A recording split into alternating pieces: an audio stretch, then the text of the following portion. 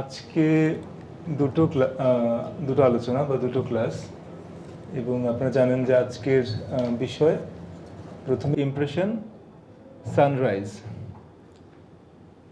Impression sunrise ফরাসি শিল্পী Claude মোনের খুবই নামকরা একটা ছবি, যেটা আঁকা হয়েছিল 1872 সালে, আর এটা প্রদর্শিত হয়েছিল 1874 সালে ইমপ্রেশনিস্ট শিল্পীদের প্রথম প্রদর্শনীতে। তো ছবিটা আপনার একটু ভালো করে লক্ষ্য করুন, এটা আগেও বহুবার দেখেছেন, আমরা একটু বড় এই প্রজেক্টরে স্ক্রিনে একটু বড় ভাগ করে দেখছি। এটা একটা বন্দরের ছবি, লো আব্রে বলে যে বন্দরটা আছে ফ্রান্সে, যার কাছাকাছি জায়গায় ক্লোদ মোনের জন্ম হয়েছিল, সেই বন্দরের ছবি। এবং এটা ভালো করে লক্ষ্য করলে এবং আমাদের পূর্বের ধারণা থেকে আমরা জানি যে এটা একটা সূর্যোদয়ের ছবি, অর্থাৎ এটা একটা নিসর্গ চিত্র বা ল্যান্ডস্কেপ। এখানে নদী আছে এবং এই ওয়াটার বডির মধ্যে সানরাইজ হচ্ছে, নৌকো আছে, কিছু মানুষ এবং দূরে বন্দরের কিছু টুকরো টাকরা অংশ, ধোঁয়া এইসব দেখা যাচ্ছে, এবং আকাশটা বেশ কুয়াশাচ্ছন্ন বলতে পারি, বা একটা অস্পষ্ট আলোর মধ্যে পুরো ব্যাপারটা ঘটছে। এবং আপনারা সেটাও জানেন যে একজন ফরাসি আর্ট ক্রিটিক লুই লেরয় এই ছবিটা দেখে এই ছবিটা একটা বিরূপ সমালোচনা করেছিলেন, এবং সেখান থেকেই ইমপ্রেশনিজম নামটা পরবর্তীকালে স্থির হয়ে যায়, বা এই শিল্পীদের পরিচয় হিসেবে এটা স্থায়ীভাবে দাঁড়িয়ে যায়। তো এখানে আমরা যেটা দেখছি যে আলো, এই পানির মধ্যে যে সূর্যের আলো পড়েছে, এইটাকে শিল্পী ধরতে চেয়েছেন, এবং আমরা তো বলবো যে খুব সফলভাবে সেটা ধরেছেন। কিন্তু এর আগে যেসব ল্যান্ডস্কেপ আমরা দেখেছি, বা সেই সময় অন্য শিল্পীরা যেভাবে কাজ করতেন, এই কাজটা তার চাইতে আলাদা। এখানে আমরা দেখছি যে স্টুডিও প্র্যাকটিস, যেটা যে প্রচলিত স্টুডিওতে বসে ছবি আঁকা বা ল্যান্ডস্কেপ আঁকা, আর সরাসরি আউটডোরে এসে সেটা দেখে আঁকা, দুটোর মধ্যে একটা আকাশ পাতাল তফাৎ আছে। আউটডোরে যখন আপনি সকালবেলা আঁকবেন তখন একরকম, বিকেলে আঁকলে আরেক রকম, মেঘাচ্ছন্ন দিকে একরকম, খুব রৌদ্র করজ্জ্বল দিনে অন্যরকম। এই যে আবহাওয়া এবং আলোর ব্যাপারটা, এটা শিল্পীরা খুব ক্ষিপ্র তুলিতে ধরার চেষ্টা করেন, খুব দ্রুত তুলিতে সেগুলোকে ধরবার চেষ্টা করেন, এবং অনেক সময় ছবিটা দেখা যায় যে এরকম তাড়াতাড়ি আঁকতে গিয়ে একটা স্কেচের মতো হয়ে দাঁড়ায়। এটা একটা কমপ্লিট, খুব সুন্দর, নিখুঁত, নিপুণ ছবিতে সবসময় হয়তো ছবির রূপ লাভ করে না। এটা একটা স্কেচ লাইক একটা অ্যাপিয়ারেন্স তার থাকতে পারে। তো এই দ্রুত করার যে ব্যাপারটা, এটা আমরা দেখব যে এই ক্লোদ মোনে এবং তার সময়কার অন্য শিল্পীদের কাজে এই ব্যাপারটা আসছে এই আউটডোরে কাজ করতে গিয়ে, এবং এই তাৎক্ষণিক পলায়নপর মুহূর্তগুলো যে এক একটা মোমেন্ট চলে যাচ্ছে, এটাকে ক্যাপচার করা, ক্যানভাসে বন্দি করে রাখা বা ক্যানভাসে এঁকে রাখা, এটা করতে গিয়ে এই ব্যাপারটা ঘটছে। এবং কোনো রকম আগে থেকে কি ড্রয়িং করে বা প্রিলিমিনারি স্কেচ না করে সরাসরি শিল্পীরা একদম ক্যানভাসে রং দিয়ে, ফ্রেশ রং দিয়ে, এবং সেগুলোকে মিশিয়ে মিশিয়ে খুব দ্রুত এই ধরনের ছবি আঁকতে থাকেন। তো তেমনই একটা ছবি ক্লোদ মোনের ইমপ্রেশন সানরাইজ। এবং একজন ক্রিটিকের কথা আমরা একটু আগে বললাম যে তিনি এটা দেখে সেই সমালোচনা করেছিলেন 1874 সালে, ছবিটা যখন এক্সিবিটেড হয় প্রথম। এবং যদিও তিনি একটু নিন্দা করেই বলেছিলেন কথাটা, কিন্তু নামটা কিন্তু স্থায়ী হয়ে যায়। এবং দেখা যায় যে 1878 সালে, অর্থাৎ 4 বছরের মধ্যে যখন তৃতীয় প্রদর্শনী হচ্ছে ইমপ্রেশনিস্টের, তখন ইমপ্রেশনিস্ট শিল্পীরা নিজেদেরকে ইমপ্রেশনিস্ট নামে পরিচয় দিচ্ছেন। অর্থাৎ এটা যে প্রথমে একটা গালমন্দ কিংবা একটা বিরূপ সমালোচনা ছিল, কয়েক বছরের মধ্যে সেই জায়গাটা কেটে গিয়ে এটা হয়ে দাঁড়ালো তাদের পরিচয়ের চিহ্ন, কিংবা তাদেরকে শনাক্ত করবার তাদের আইডেন্টিটি, যে এরা কারা, এরা ইমপ্রেশনিস্ট। তো এটা নিঃসন্দেহে একটা মজার ঘটনা। এবং তো এইখানে আমরা দেখব যে শিল্পীরা দ্রুত আঁকছেন, খুব সংক্ষেপে, দ্রুত আঁচড়ে, গতিময়তা আছে, স্বতঃস্ফূর্ততা আছে। এগুলো ইমপ্রেশনিজমের কয়েকটা খুব মূল বৈশিষ্ট্য, এবং সেখানে অবশ্যই এই পলায়নপর মুহূর্ত, এক একটা এই সময় যে চলে যাচ্ছে, এই ক্ষণগুলোকে, মুহূর্তগুলোকে ধরবার চেষ্টা আছে। এটা একটা খুব নতুন ধরনের একটা পর্যায়ের সূচনা করে এই ছবিগুলো বা এই ধরনের কাজগুলো, যেটাকে আমরা ইমপ্রেশনিজম নামে চিহ্নিত করছি।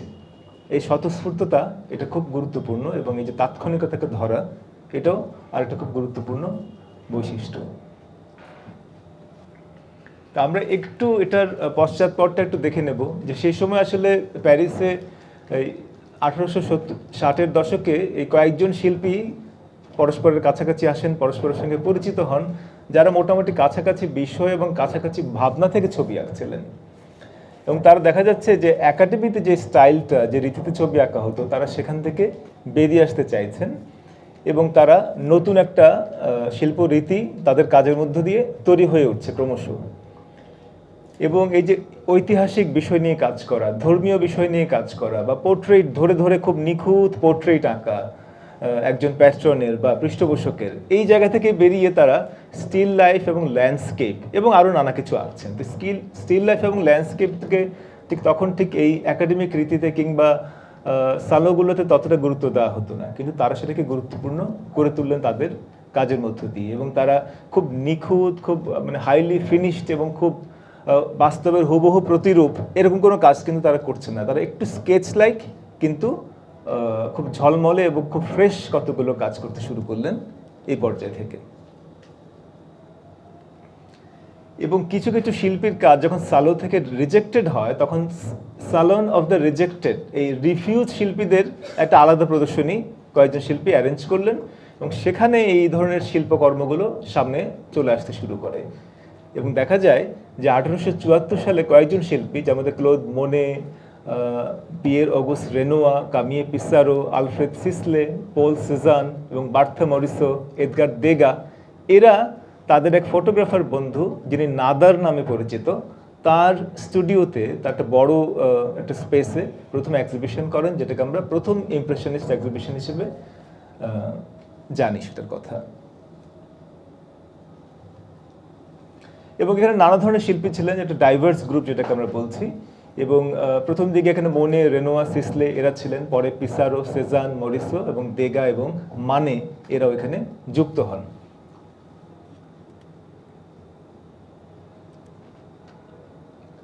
তো প্রথম দিকে কিন্তু এই ফরাসি পাবলিক, যারা আমজনতা বা ছবির যারা সাধারণ দর্শক, তারা ইমপ্রেশনিজমকে সঙ্গে সঙ্গে গ্রহণ করেছিল বা খুব অ্যাপ্রিসিয়েট করেছিল তা কিন্তু না।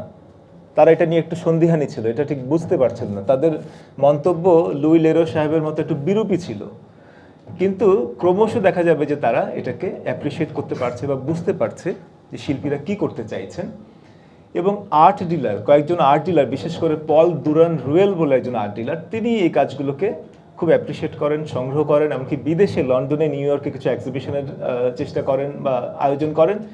এর মধ্য দিয়ে দেখা গেল যে ইমপ্রেশনিজম ইউরোপের বাইরে আমেরিকাতে গিয়েও এক ধরনের জনপ্রিয়তা পেল বা পরিচিতি পেল, যে কারণে হুইসলার, একিন্স কিংবা উইন্সলো হোমারের মতো আমেরিকান শিল্পীরাও ইউরোপে আসলেন এই কাজ দেখতে এবং স্টাডি করতে। ইমপ্রেশনিজম এই একটা বড় পরিসরে পরিচিতি পেয়ে গেল ক্রমশ।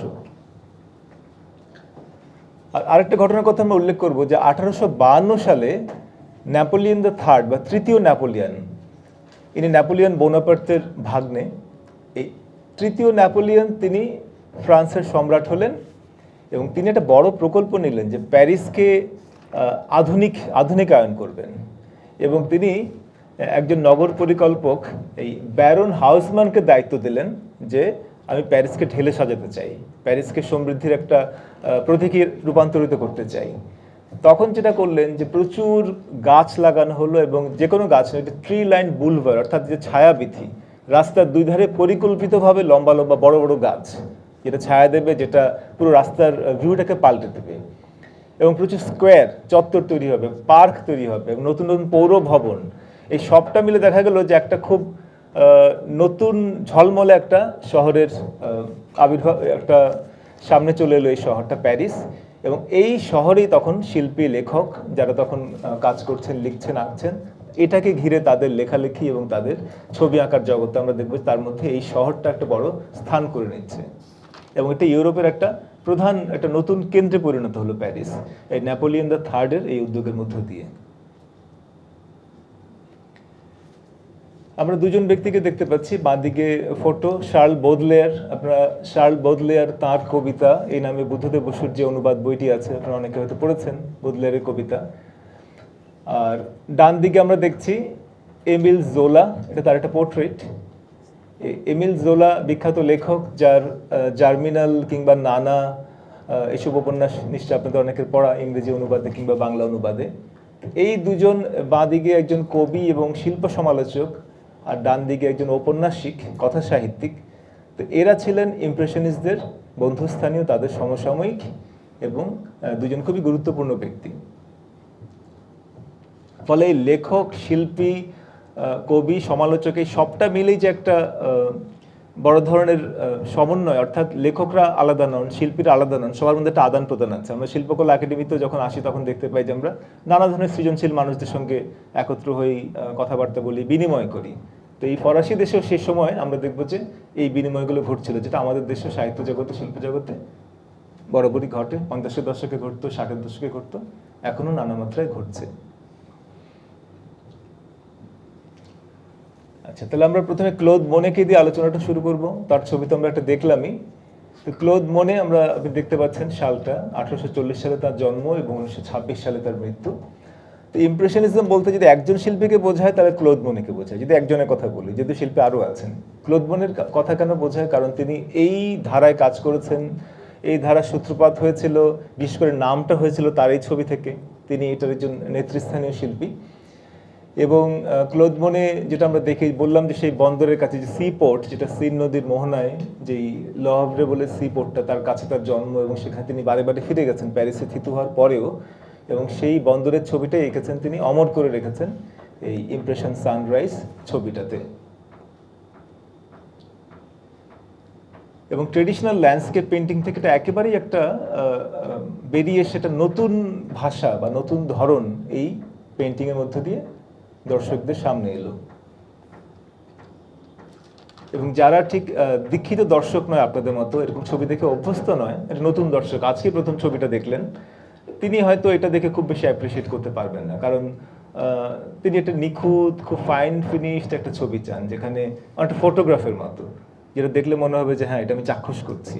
কিন্তু এই যে ব্রাশিংয়ের যে মজা এবং এই তাৎক্ষণিকতা, স্পন্টিনিটি এবং এই পুরো ব্যাপারটা, এই পেইন্টারলি কোয়ালিটি, এটা অ্যাপ্রিসিয়েট করতে পারবেন আপনারাই। কারণ আপনারা চিত্রকলা নিয়ে পড়ছেন, আপনারা শিল্পবোদ্ধা, এবং তার চেয়ে বড় কথা, আমরা একটা আর্ট অ্যাপ্রিসিয়েশনের কোর্সের মধ্যে দিয়ে যাচ্ছি।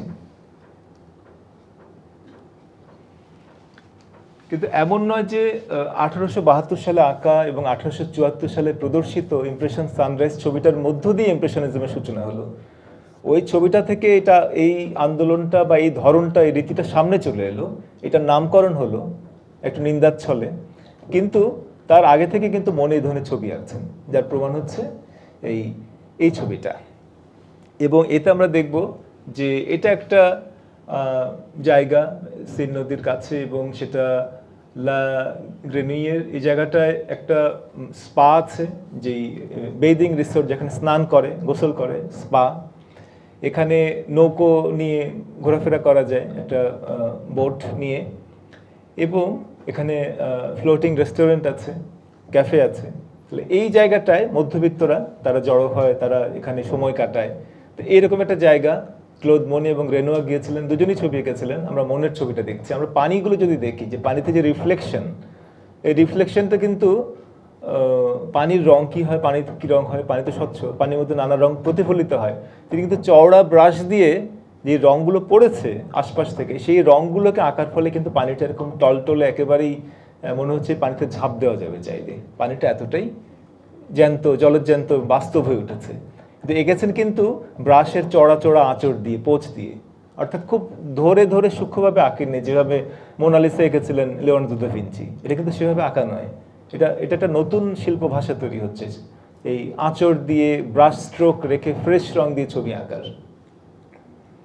তো এটা আমরা দেখতে পাচ্ছি যে ইমপ্রেশন সানরাইজ আঁকার কয়েক বছর আগে থেকেই ক্লোদ মোনে এই ধরনের কাজ করছেন। যেমন সান্ত লাজার ট্রেন স্টেশন, এটা প্যারিসের একটা ট্রেন স্টেশন।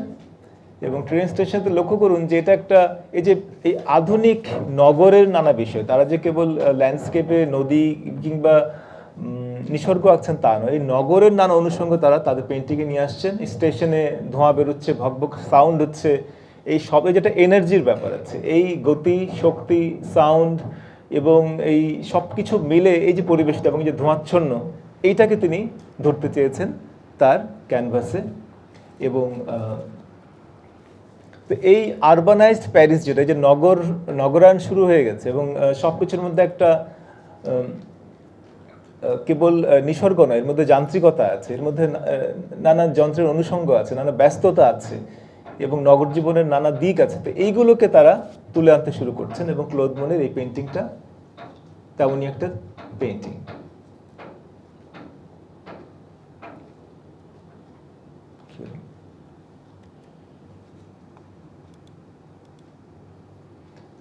আচ্ছা, এটা রোয়েন ক্যাথিড্রাল, দ্য পোর্টাল। এটা একটা ক্যাথিড্রাল, এটা রোয়েন বলে আরেকটা শহরে, এটা প্যারিস থেকে বেশ খানিকটা দূরে।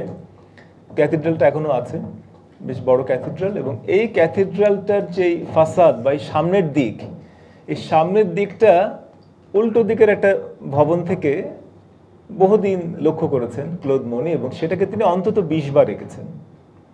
অর্থাৎ এই দালানের ক্যাথিড্রালের সম্মুখ ভাগটাকে তিনি বারবার বিভিন্ন ঋতুতে বিভিন্ন সময়ে, কখনো সকালে, কখনো বিকেলে, কখনো শীতকালে, কখনো বসন্তে, কখনো গ্রীষ্মে, এই বিভিন্ন সিজনে বারবার এঁকে, এবং আঁকাগুলো কিন্তু এমন হচ্ছে না যে প্রত্যেকটা ইট তিনি ধরে ধরে আঁকছেন, প্রত্যেকটা স্থাপত্যটাকে নিখুঁতভাবে আঁকছেন, তা তো না। তিনি এখানে আলোর যে প্রতিফলন বা আলো কি কাজ করছে এই ভবনটার গায়ে, এই আকাশ দেখুন যে কিরকম ঝকঝক করছে, এটাই তিনি আঁকতে চেয়েছেন। এটা সূর্যালোকে আঁকা, কম আলোতে আঁকা, অন্ধকারে আঁকা, নানা রকম আছে, বিভিন্ন ঋতুতে আঁকা, বিভিন্ন প্রহরে আঁকা। তো এই ছবিটা তারই একটা নমুনা বা দৃষ্টান্ত। এরকম 20টা ছবি একবার তিনি এক্সিবিট করেছিলেন। এবং এটা হচ্ছে তেমনই একটা পেন্টিং। এই একই বিষয়কে বারবার আঁকা, বিভিন্ন ঋতুতে, বিভিন্ন প্রহরে, বিভিন্ন সময় আঁকা, এইটা তাদের আরেকটা বৈশিষ্ট্য ইমপ্রেশনের শিল্পীদের। কারণ তারা এই আলোর খেলাটা তারা বন্দি করতে চান, ধরতে চান, আমাদের দেখাতে চান।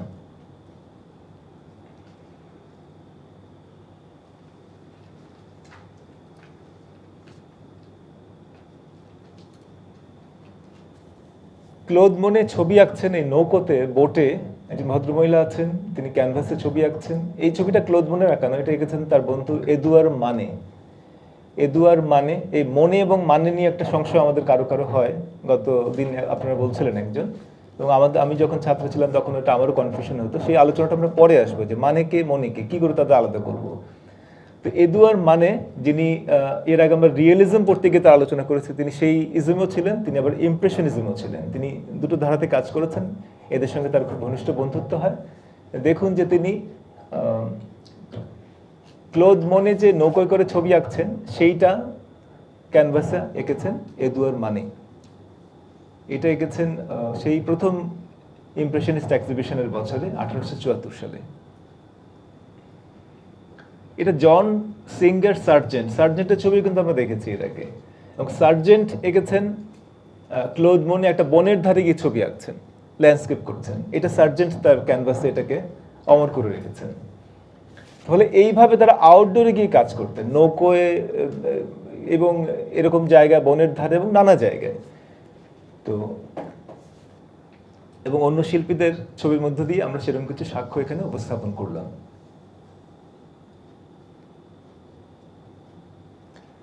আচ্ছা, কিন্তু সব ছবি আউটডোরে করা আবার সম্ভব ছিল না। যেমন এই যে বিরাট একটা মিউরালের মতো ছবি, এটা খুবই বড় একটা ছবি। এটা মনে এঁকেছিলেন যে জিভার্নি বলে যে জায়গাটা, যেখানে তার বাড়ি, বাগান এবং মিউজিয়াম এখন ফ্রান্সে। তো সেইখানে একটা খুব বড় স্টুডিওতে আপনারা দেখুন, যেটা সাদা কালো ফটোগ্রাফ, যে পেন্টিংটা কত বড়, এরকম বেশ কয়েকটা পেন্টিং তিনি এঁকেছিলেন। এবং সেগুলো কিছু পেন্টিং আমেরিকাতে আছে, কিছু পেন্টিং ফ্রান্সের যেই ওরাঞ্জারি মিউজিয়াম সেখানে আছে। এবং এইখানে তার আসলে একটা লিলি পন্ড, ওয়াটার লিলি পন্ড, একটা ছোট পন্ড মতো ছিল, যেখানে ওয়াটার লিলি তিনি লাগিয়েছিলেন। তার একটা বাগান ছিল, যে বাগানে তিনি বিভিন্ন রঙের গাছ, ফুল লাগিয়েছিলেন, ফুল গাছ। এবং সেই রংটা ক্যানভাসে যেভাবে তিনি রং নিয়ে খেলেন বা রঙের বৈচিত্র্য তৈরি করেন, সেই বাগানটাও কিন্তু সেভাবে করেছিলেন। এবং সেই বাগানটা কিন্তু এখনও আছে। তো এখন, এবং সেটা একটা মিউজিয়াম। এই ছবিগুলো তিনি পন্ডের ধারে গিয়ে তিনি স্টাডি করতেন, ছোট ছোট ছবি আঁকতেন, স্কেচ করতেন, পেন্টিং করতেন সেই লিলি পন্ডের। কিন্তু সেইটাকে পরে বড় বড় আকারে যখন এঁকেছেন, তখন তাকে বাধ্যতই, যেহেতু অত বড় ক্যানভাস বাইরে নিয়ে পেতে রাখা সম্ভব না, অত বড় ইজেল কিংবা এরকম সাপোর্ট নাই খোলা জায়গায়, তখন তাকে এনে সেটা স্টুডিওতে আঁকতে হয়েছে। তো এটা সেরকম পেন্টিং। এবং ওরাঞ্জারি মিউজিয়ামে দুইটা পাশাপাশি গোল বৃত্তাকার দুটা গ্যালারিতে এখন এরকম 8টা পেন্টিং রাখা আছে। কিছুটা আমাদের জয়নুল গ্যালারির কথা হয়তো আপনাদের মনে পড়বে, কিন্তু এগুলো আরো অনেক বড়। এবং আমরা একটা ছোট্ট অংশ দেখছি, ওয়াটার লিলিজ সেটিং সান। এই এই ভালো করে খেয়াল করুন, যেখানে রিফ্লেকশন বা প্রতিফলন আছে এবং সেখানে এটাকে চট করে মনে হতে পারে যে এটা হয়তো একটা অ্যাবস্ট্রাক্ট পেইন্টিং, এটাতে বিমূর্ত কোনো বিষয় হয়তো নেই, কিন্তু আমরা এই শিরোনাম থেকে এবং আমাদের আলোচনা থেকে বুঝতে পারছি এটা আসলে একটা লিলি পন্ডেরই ছবি। সেখানে ওয়াটার লিলিটাই প্রধান বিষয়। ওয়াটার লিলি এবং ঘাস গ্রাস এবং রিফ্লেকশন পানি সব কিছু মিলেই এই পেইন্টিং। এবং এরকম লম্বা অনেকগুলো পেইন্টিং তিনি করেছেন বিভিন্ন সাইজে এবং বেশ কয়েক বছর ধরে। তো আমার সুযোগ হয়েছিল সেই ওরাঞ্জারি মিউজিয়ামে সেই দুটো ভবনে সেই দেখার, এবং এটা বলতে পারি যে মোনালিসা দেখে যতটা আমি থ্রিলড হয়েছিলাম তার চেয়ে অনেক বেশি উত্তেজনা হয়েছিল এই ছবিটা দেখবার পরে, এই দুটো রুম, এবং সেটা আপনাদের সঙ্গে একটু শেয়ার করতে চাই।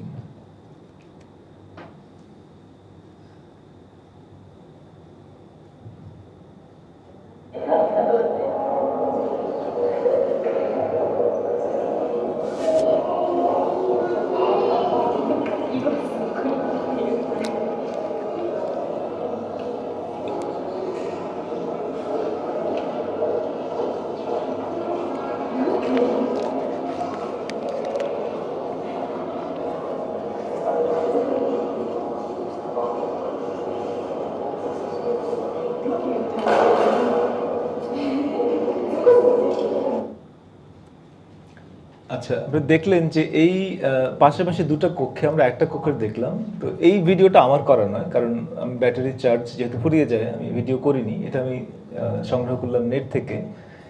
তো আমি কিছু স্টিল ছবি তুলেছিলাম। তো এই দুটো কক্ষে এই রকম 8টা পেইন্টিং রাখা, এবং সেগুলো আপনি বসে দেখলেন, আপনি সারাদিন বসে থাকতে পারেন ওখানে, কেউ আপনাকে তুলে দেবে না।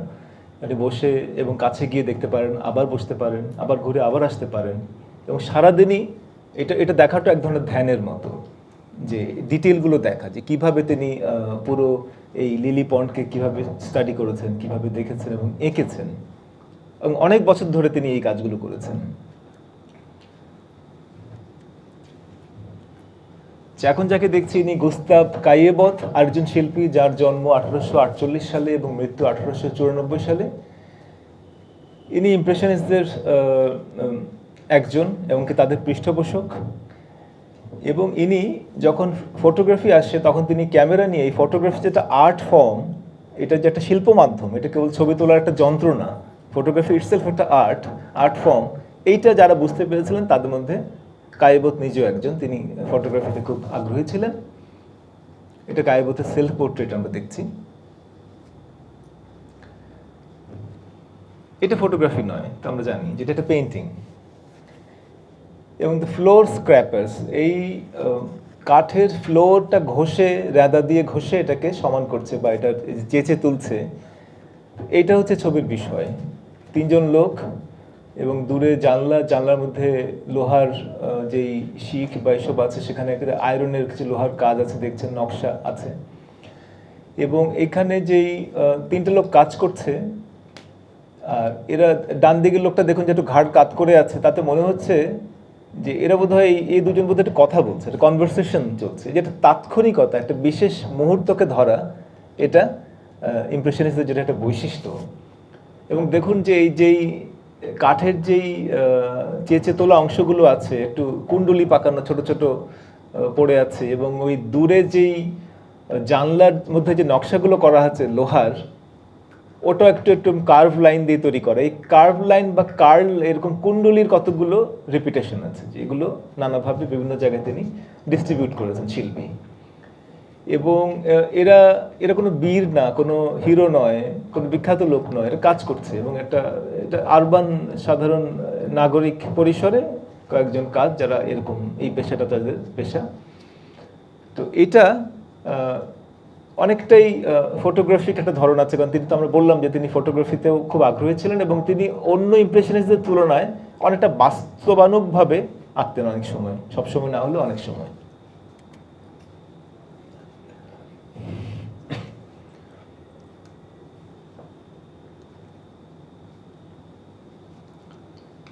তো এই যে নগরের শ্রমজীবী মানুষকে অন্তর্ভুক্ত করা ছবিতে, এটা একটা নতুন দিক।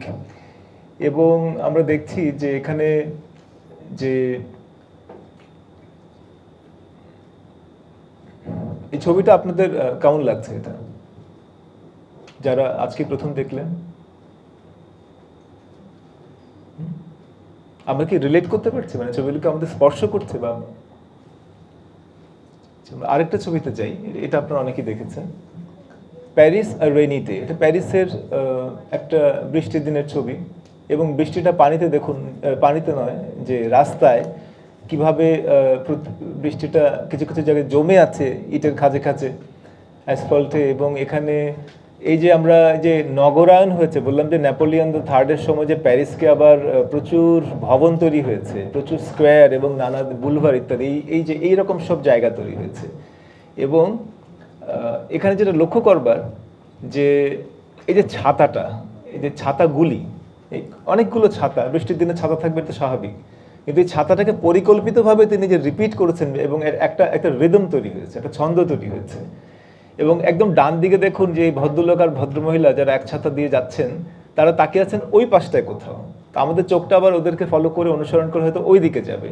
আর এই দিকে একটা লোক আছেন যার ছাতাটা অর্ধেকটা এই যে কাটা পড়া, যে এজগুলোতে, কিনারগুলোতে কাটা পড়ে যাওয়া, এটা কিন্তু ক্যামেরার ভাষা। অর্থাৎ আগের পেন্টিংয়ে কিন্তু আমরা এরকম কাটা পড়া কোনো চিত্র পাবো না। একটা খুব কমপ্লিট ছবি যেখানে পুরোটাই ক্যানভাসের ভিতরে থাকবে। কিন্তু ইমপ্রেশনিস্টরা এসে, যেহেতু ততদিনে ক্যামেরা আবিষ্কার হয়ে গেছে, এবং ক্যামেরাতে যদি আমরা এলোমেলোভাবে ছবি তুলি, আমাদের সবার পকেটে এখন মোবাইলের সঙ্গে ক্যামেরা আছে, এবং খুব ভালো মেগাপিক্সেলের ক্যামেরা আপনাদের আছে। তো এটাতে যখন আপনারা ছবি তোলেন, তখন কি হয় যে আমাদের ফ্রেমের মধ্যে সব কিছু আসে না। বিশেষ করে আমরা যদি রাস্তায় ছবি তুলি, অনেক কিছু কাটা পড়ে। তো কাটা পড়লে কোনো অসুবিধা নেই, এটা তাৎক্ষণিকতা ধরা পড়ে। তো এরাও কিন্তু, এই শিল্পীরাও এই তাৎক্ষণিকতাটাকে ধরতে চাইছেন। এবং আমরা দেখবো ডান দিকে যে ভদ্রলোক আমাদের দিকে পিঠ দিয়ে আছেন, আমাদের কারো একটু চিন্তা হতে পারে যে একটু পরে না তিনি ভদ্রমহিলার গায়ে ধাক্কা খান। অর্থাৎ কিন্তু তারা নিশ্চয়ই অ্যালার্ট আছেন, সচেতন আছেন।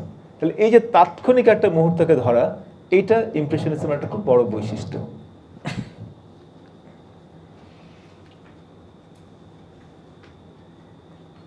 এবং এই আধুনিক নগরের নানা অনুষঙ্গকে ছবির অন্তর্ভুক্ত করা, ছবির বিষয় করা। আমরা আরেকজন শিল্পীর পরিচয় নিচ্ছি এবার। তিনি কামিয়ে পিসারো। কামিয়ে পিসারো তাদের মধ্যে বেশ প্রবীণ শিল্পী, এবং ইনি সবগুলো এক্সিবিশনে, মানে 8টা ইমপ্রেশনিস্ট এক্সিবিশন হয়েছিল, তিনি 8টাতেই পার্টিসিপেট করেছিলেন, একমাত্র শিল্পী। আর সবাই কিন্তু 8টাতেই পার্টিসিপেট করেননি। তো উনি 1855 সালের দিকে প্যারিসে চলে আসেন, এবং তিনি অনেকাংশে স্বশিক্ষিত ছিলেন। তো তিনি ওই প্যারিসের এই নগর জীবনের নানা অনুষঙ্গকে তার ছবিতে ধরেছেন, তবে একটু বড় চওড়া স্ট্রোক দিয়ে, ব্রাশের আঁচড়টা একটু লার্জার, একটু রাফার, এবং তার রংটা অনেক বেশি উজ্জ্বল, তার কালার প্যালেটটা। এবং তিনি বিশেষ করে আরেকটা ছবির বৈশিষ্ট্য আমরা দেখব তার ছবিতে, যে একটু আনইউজুয়াল একটা ভিজুয়াল অ্যাঙ্গেল, একটু ওপর থেকে করা, মনে হচ্ছে কয়েকতলা ওপর থেকে এই যে স্কোয়ারটা, লা প্লাস দু তিয়াত্তর ফ্রাঁসোয়া, এই জায়গাটা তিনি একটু ওপর থেকে তুলছেন। এই ওপর থেকে দেখা, এটা এটা তখনকার পক্ষে একটু আনইউজুয়াল, একটা অসচরাচর ব্যাপার, একটু আনকনভেনশনাল ব্যাপার, যে ওপর থেকে তাকিয়ে দেখলে আমরা এরকম দেখতে পাবো। এবং তিনি তাই দেখেছেন এবং তাই এঁকেছেন। তো এইরকম একটা চত্বরের ছবি, এরকম অনেক চত্বরের ছবি তিনি এঁকেছেন, প্যারিসের বিভিন্ন চত্বরগুলো, সেখানকার মানুষ, সেখানকার কিছু ঘোড়া গাড়ি, এরকম নানা রকম জিনিসগুলো, কিছু গাছ টাছ এসব আছে। এবং কম্পোজিশনটা আমরা লক্ষ্য করবো যে ইমপ্রেশনিস্ট এক ধরনের ওপেন কম্পোজিশন ব্যবহার করেন, যে সব কিছু ফ্রেমের ভিতরে না, অনেক কিছু বাইরে, অনেক কিছু কাটাও পড়তে পারে। এবং কোন দিকে কম ভারী, কোন দিকে বেশি ভারী, যে ব্যালেন্স নিয়েও তাদেরকে খুব বেশি চিন্তা করতে দেখা যায় না। এক ধরনের ফ্রিডম, এক ধরনের স্পন্টেনিয়াস ব্যাপার আছে।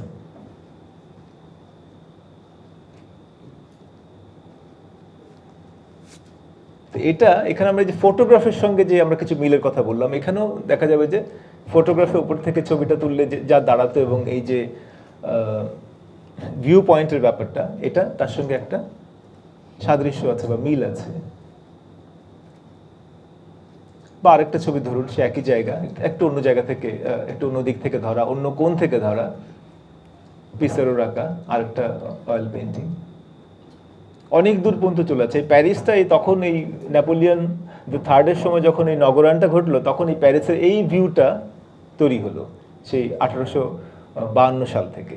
আর এই ছবিগুলো তো আঁকা হচ্ছে তারও এই ধরুন এটা 40 বছর পরে কিংবা আরও পরে, 98 সালে। তখন ফলে যেহেতু এই নতুন শহরটা, তারা এটাকে নানাভাবে এক্সপ্লোর করছেন, নানাভাবে এটাকে ধরতে চাইছেন তাদের ছবিতে।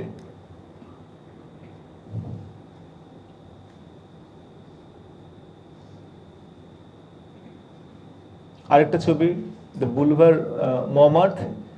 এটা দেখুন, এটা স্প্রিং মর্নিংয়ে আঁকা, দিনের বেলা আঁকা তো বোঝা যাচ্ছে, এবং এটা উল্টো দিকের হোটেলের জানলা থেকে, একটু ওপর থেকে আঁকা, যেটা আমাদের পার্সপেক্টিভই বলে দেয়। এই পার্সপেক্টিভের ব্যাপারে তার একটা আগ্রহ ছিল, যেটা কায়েবতের ছিল, যেটা তারও ছিল।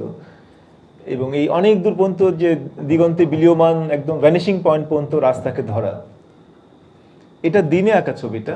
এই একই ছবি কিন্তু তিনি রাতেও এঁকেছেন, একই ছবি তিনি বিভিন্ন ঋতুতেও এঁকেছেন। ধরুন আমরা পরের পেন্টিংটা যদি দেখি, চিনতে কি অসুবিধা হচ্ছে? সে একই জায়গা, এটা রাতে আঁকা, রাতের অন্ধকার, আলোকসজ্জা এসব আছে, ডার্কের মধ্যে থেকে আলোগুলো ফুটে বেরোচ্ছে। পাশাপাশি আপনারা রেখে দেখুন যে একই জায়গাকে তিনি যখন ভিন্ন আলোয় আঁকছেন, ভিন্ন প্রহরে আঁকছেন, ভিন্ন সময়ে আঁকছেন, তখন কি দাঁড়াচ্ছে।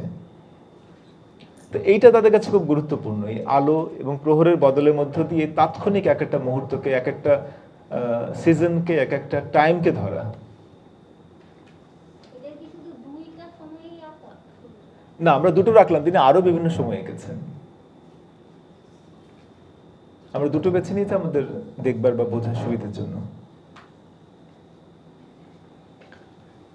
পিয়ের অগস্ট রেনোয়া আরেকজন শিল্পী। এটা তো সেলফ পোর্ট্রেট, ডানে যে ভদ্রলোককে আমরা দেখতে পাচ্ছি, একটু বয়স হয়েছে তখন তার। তো রেনোয়া তো খুবই নামকরা শিল্পী, এবং এই এই যে নতুন আরবানাইজেশন বা নগরায়ণ যেটা প্যারিসে ঘটলো তখন নেপোলিয়ন, তৃতীয় নেপোলিয়নের উদ্যোগে, সেখানে কিন্তু আরও কতগুলো ঘটনা ঘটলো। যে প্রচুর খাবার জায়গা, ক্যাফে, ডাইনিং হল, ড্যান্সিং হল, নাচ করবার জায়গা, এবং তারপরে যেখানে অপেরা, ব্যালে এইসব হচ্ছে, এই সব জায়গাগুলো, এইসব ক্ষেত্রগুলো তৈরি হলো। ফলে এইগুলো বিনোদনের কতগুলো, অনেকগুলো সেন্টার বা কেন্দ্র হলো। এই ক্যাফেতে গিয়ে, যে ক্যাফেতে আড্ডা দেওয়া, ক্যাফেতে বসে চা খাওয়া তো বটেই, চা কফি তো খাবোই, কিন্তু অনেকক্ষণ বসে আড্ডা দেওয়া, তর্ক বিতর্ক করা, এই কালচারটা যেটা প্যারিসে এখনো আছে, এটা শুরু হলো এই আরবানাইজেশনের মধ্য দিয়ে। এবং এই পরিবেশগুলো, এই পরিপার্শ্বের নানা অনুষঙ্গগুলোকে শিল্পীরা তাদের ছবিতে ধরতে শুরু করলেন। তো রেনোয়া কিন্তু প্রথম জীবনে একজন পোর্সেলেন পেইন্টার ছিলেন, পোর্সেলেনের উপর ছবি আঁকতেন, এবং পরে তিনি একুল দ্য বোজারে পড়াশুনো করেন, এবং তিনি ইমপ্রেশনিস্টদের কয়েকজনের সঙ্গে তার পরিচয় হয়, এবং তিনি নিজেও পরে ইমপ্রেশনিস্ট কায়দায় ছবি আঁকতে শুরু করেন।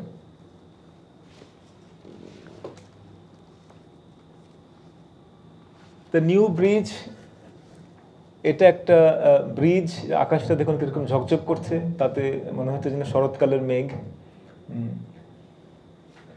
এই জায়গাটা ধরছেন, এবং এখানেও ওই যে একটু অ্যাঙ্গেলটা বা কোণটা আমরা লক্ষ্য করব, যে আগের শিল্পীর মতোই একটু ভিন্ন কোণ থেকে দেখা, একটু ওপর থেকে দেখা।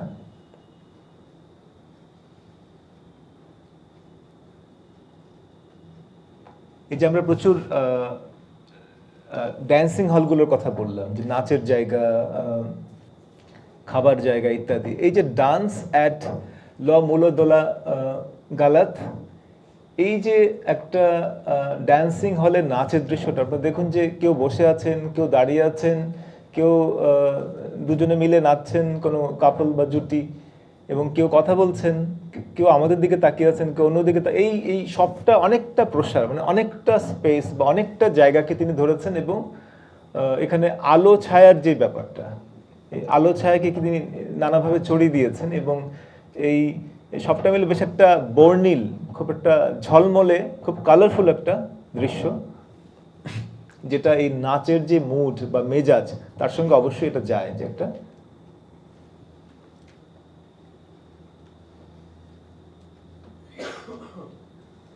এবং কিছু কিছু ইয়েকে তিনি মিশিয়ে দিয়ে কিছু ব্লার করে দিয়েছেন কিছু কিছু জায়গায়, এবং ওই আলো ছায়াকে যেভাবে তিনি ধরেছেন সেটা খুবই উল্লেখযোগ্য, স্মরণীয়।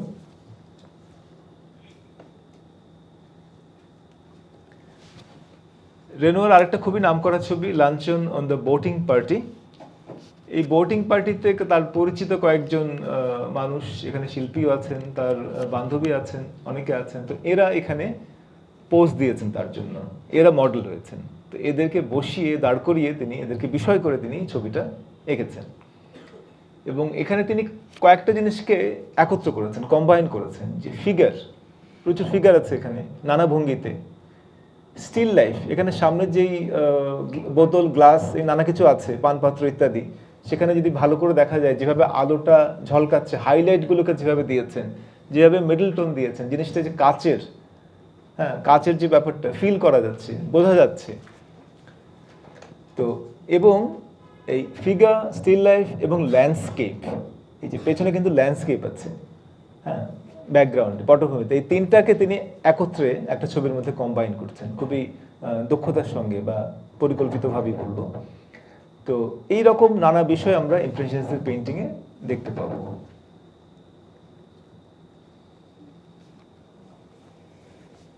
রেনোয়ার এরকম প্রচুর নানা বয়সের নারীদের ছবি এঁকেছেন।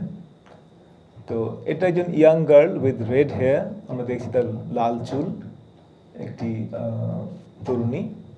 এই ছবিটা কি আপনারা কোনো বাংলা বইতে দেখেছেন, বইয়ের কাভারে?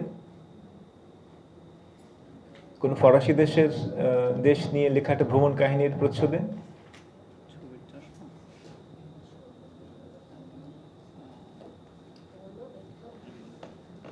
কাছাকাছি মনে পড়ছে কি আপনাদের কারণ?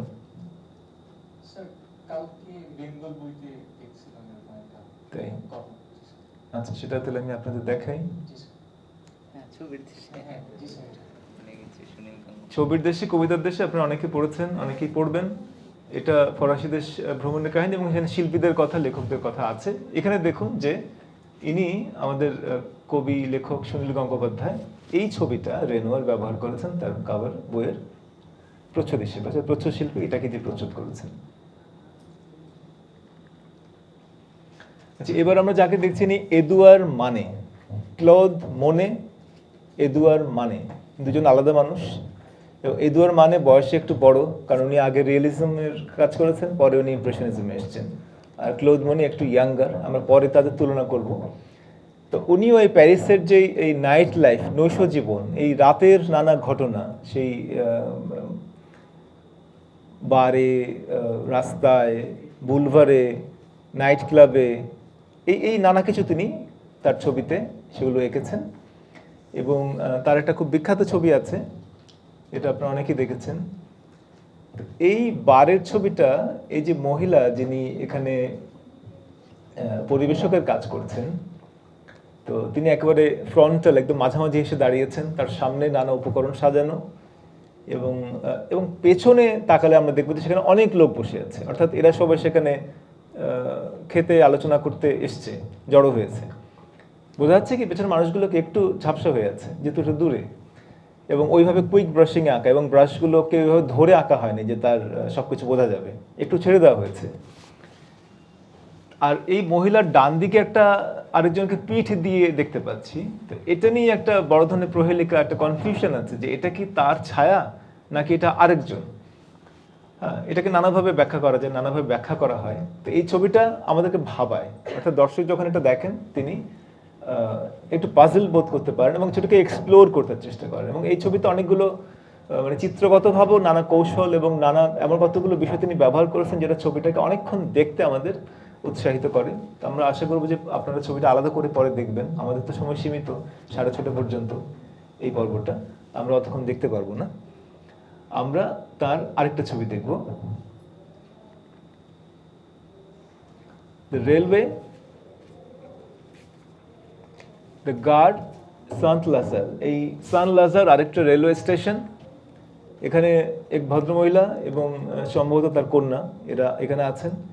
এবং মহিলার হাতে দেখুন যে একটা বই, এদিকে একটা ছোট্ট কুকুর, পাপি আছে। এবং মেয়েটা ওদিকে তাকিয়ে আছে, এবং ওই পাশটায় যে লোহার গরাদের মতো আছে, যেটা একদম পুরো ক্যানভাস জুড়ে ডান থেকে বাম দিক পর্যন্ত চলে গেছে, আর ওই পাশটা ধোঁয়াচ্ছন্ন হয়ে আছে। এটা ছিল একটা স্টেশন, এখান থেকে একটা ট্রেন যাচ্ছে, সেই ট্রেনের যে বাষ্প বা ধোঁয়া সেটা এখান থেকে বেরোচ্ছে। অর্থাৎ এটা খুব প্রীতিকর দৃশ্য নয়, যে খুব সুন্দর দৃশ্য তা নয়, কিন্তু এটা একটা এই তখনকার এই নগর প্যারিসের এটা একটা অনুষঙ্গ, প্রতিদিনকার একটা অনুষঙ্গ, যে এরকম জায়গা দিয়ে যখন ট্রেন যায় এবং এই ভদ্রমহিলা যেভাবে তাকিয়ে আছেন এদিকে, মেয়েটা ওদিকে তাকিয়ে, সবটার মধ্যে একটা তাৎক্ষণিকতা আছে, যেটা তাদের ছবির একটা প্রধান বৈশিষ্ট্য, তাৎক্ষণিকতাকে ধরা।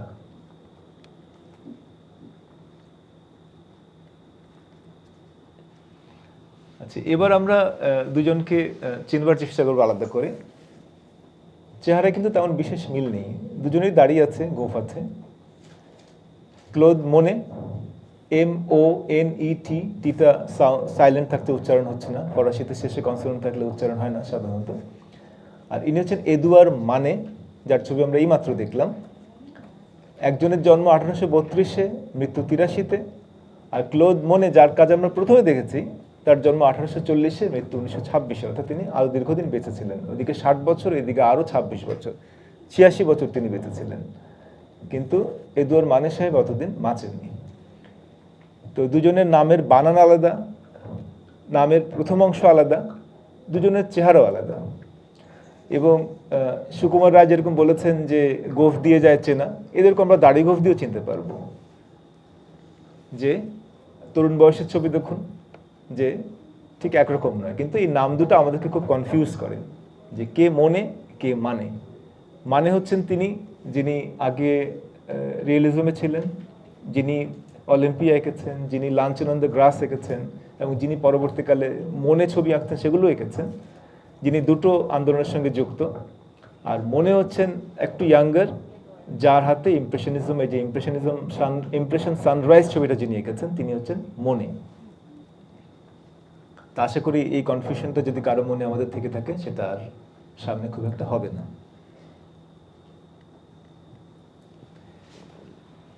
এবার আমরা যাকে দেখছি, নি এদগার দেগা। এদগার দেগা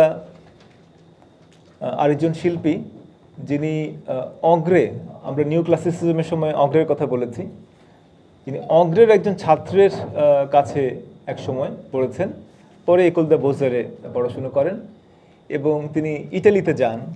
যেহেতু নিউ ক্লাসিসিস্ট, ইটালি তাদের কাছে মক্কা, ইটালি তাদের তীর্থস্থান, তো ইটালিতে যান এবং প্রচুর ঘোরেন। কিন্তু দেখা যাবে যে তিনি ক্রমশ তিনি এই ক্লাসিসিজম থেকে বেরিয়ে এসে তিনি ইমপ্রেশনিজমের ধারায় কাজ করতে শুরু করেছেন, মিস্টার দেগা। এবং দেগার বিষয়ও ইমপ্রেশনিস্টদের বিষয়গুলোই তিনি আঁকছেন, এবং তিনি ক্যামেরা নিয়েও কিছু ছবি টবি তুলতেন, তার ক্যামেরা ছিল একটা, এবং তার ছবি তো আমরা এরকমই যে এজগুলো, কিনারগুলো কেটে যেতে প্রায়শই দেখব।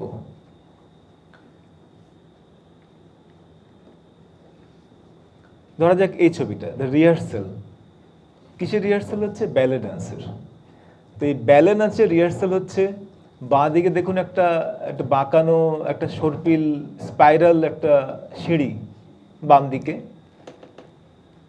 এখানে নাচ যারা করছেন এবং তাদের ট্রেনার বা শিক্ষক দুপক্ষই আছেন, কিন্তু কম্পোজিশনটা দেখুন যে একটু এলোমেলো মনে হতে পারে, যে ঠিক কোথাও কনসেন্ট্রেটেড না। এটাকে আমরা ঠিক ওয়েল কম্পোজড, আমরা মানে ক্লাসে, শ্রেণীকক্ষে যে ধরনের কম্পোজিশন আশা করা হয় আমাদের কাছে বা আমরা করতে চাই ভালো নম্বর পাওয়ার জন্য, এটা ঠিক সেরকম কম্পোজিশন নয়। হ্যাঁ, এবং একদম ডানে দেখুন যে কাটা পড়ে গেছে, কারণ এই কাটা পড়ার মধ্য দিয়েই এটা যে তাৎক্ষণিকতা, সেটা অনেক বেশি আভাসিত হয়, অনেক বেশি স্পষ্ট হয়। তিনি পুরো লোকটাকে এবং তাদের চেহারা দেখানোর খুব বেশি দায় তিনি অনুভব করছেন না।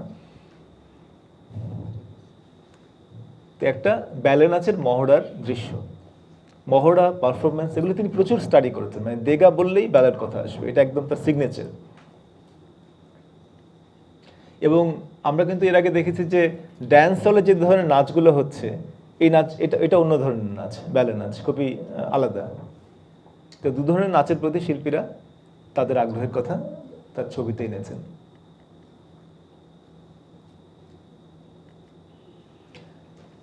ডান্সার উইথ এ বুকে, এটা আরেকটা পেন্টিং, সে মাথা নিচু করে ইয়ে করছে। তো এখানেও দেখুন যে বাঁ দিকটা একটু ভারী, এবং ডান দিকটা একটু হালকা এবং কিভাবে কম্পোজ করা হয়েছে, কিভাবে তাকে সামনে রাখা হয়েছে। দ্য টাব, এটা স্নান করবার টব বা টাব। এখানে দেগা, এটা প্যাস্টেলে আঁকা, তিনি প্যাস্টেলে খুবই দারুণ সব কাজ করেছেন। তো এই পেন্টিংগুলো একজন মহিলা তার টবের উপর স্নান করছে, এটা একটা ইন্টিমেট, এটা একটা ঘরোয়া দৃশ্য, অর্থাৎ এটা যখন তিনি স্নান করবেন তখন আমাদের সেখানে উকি দেবার কথা নয়।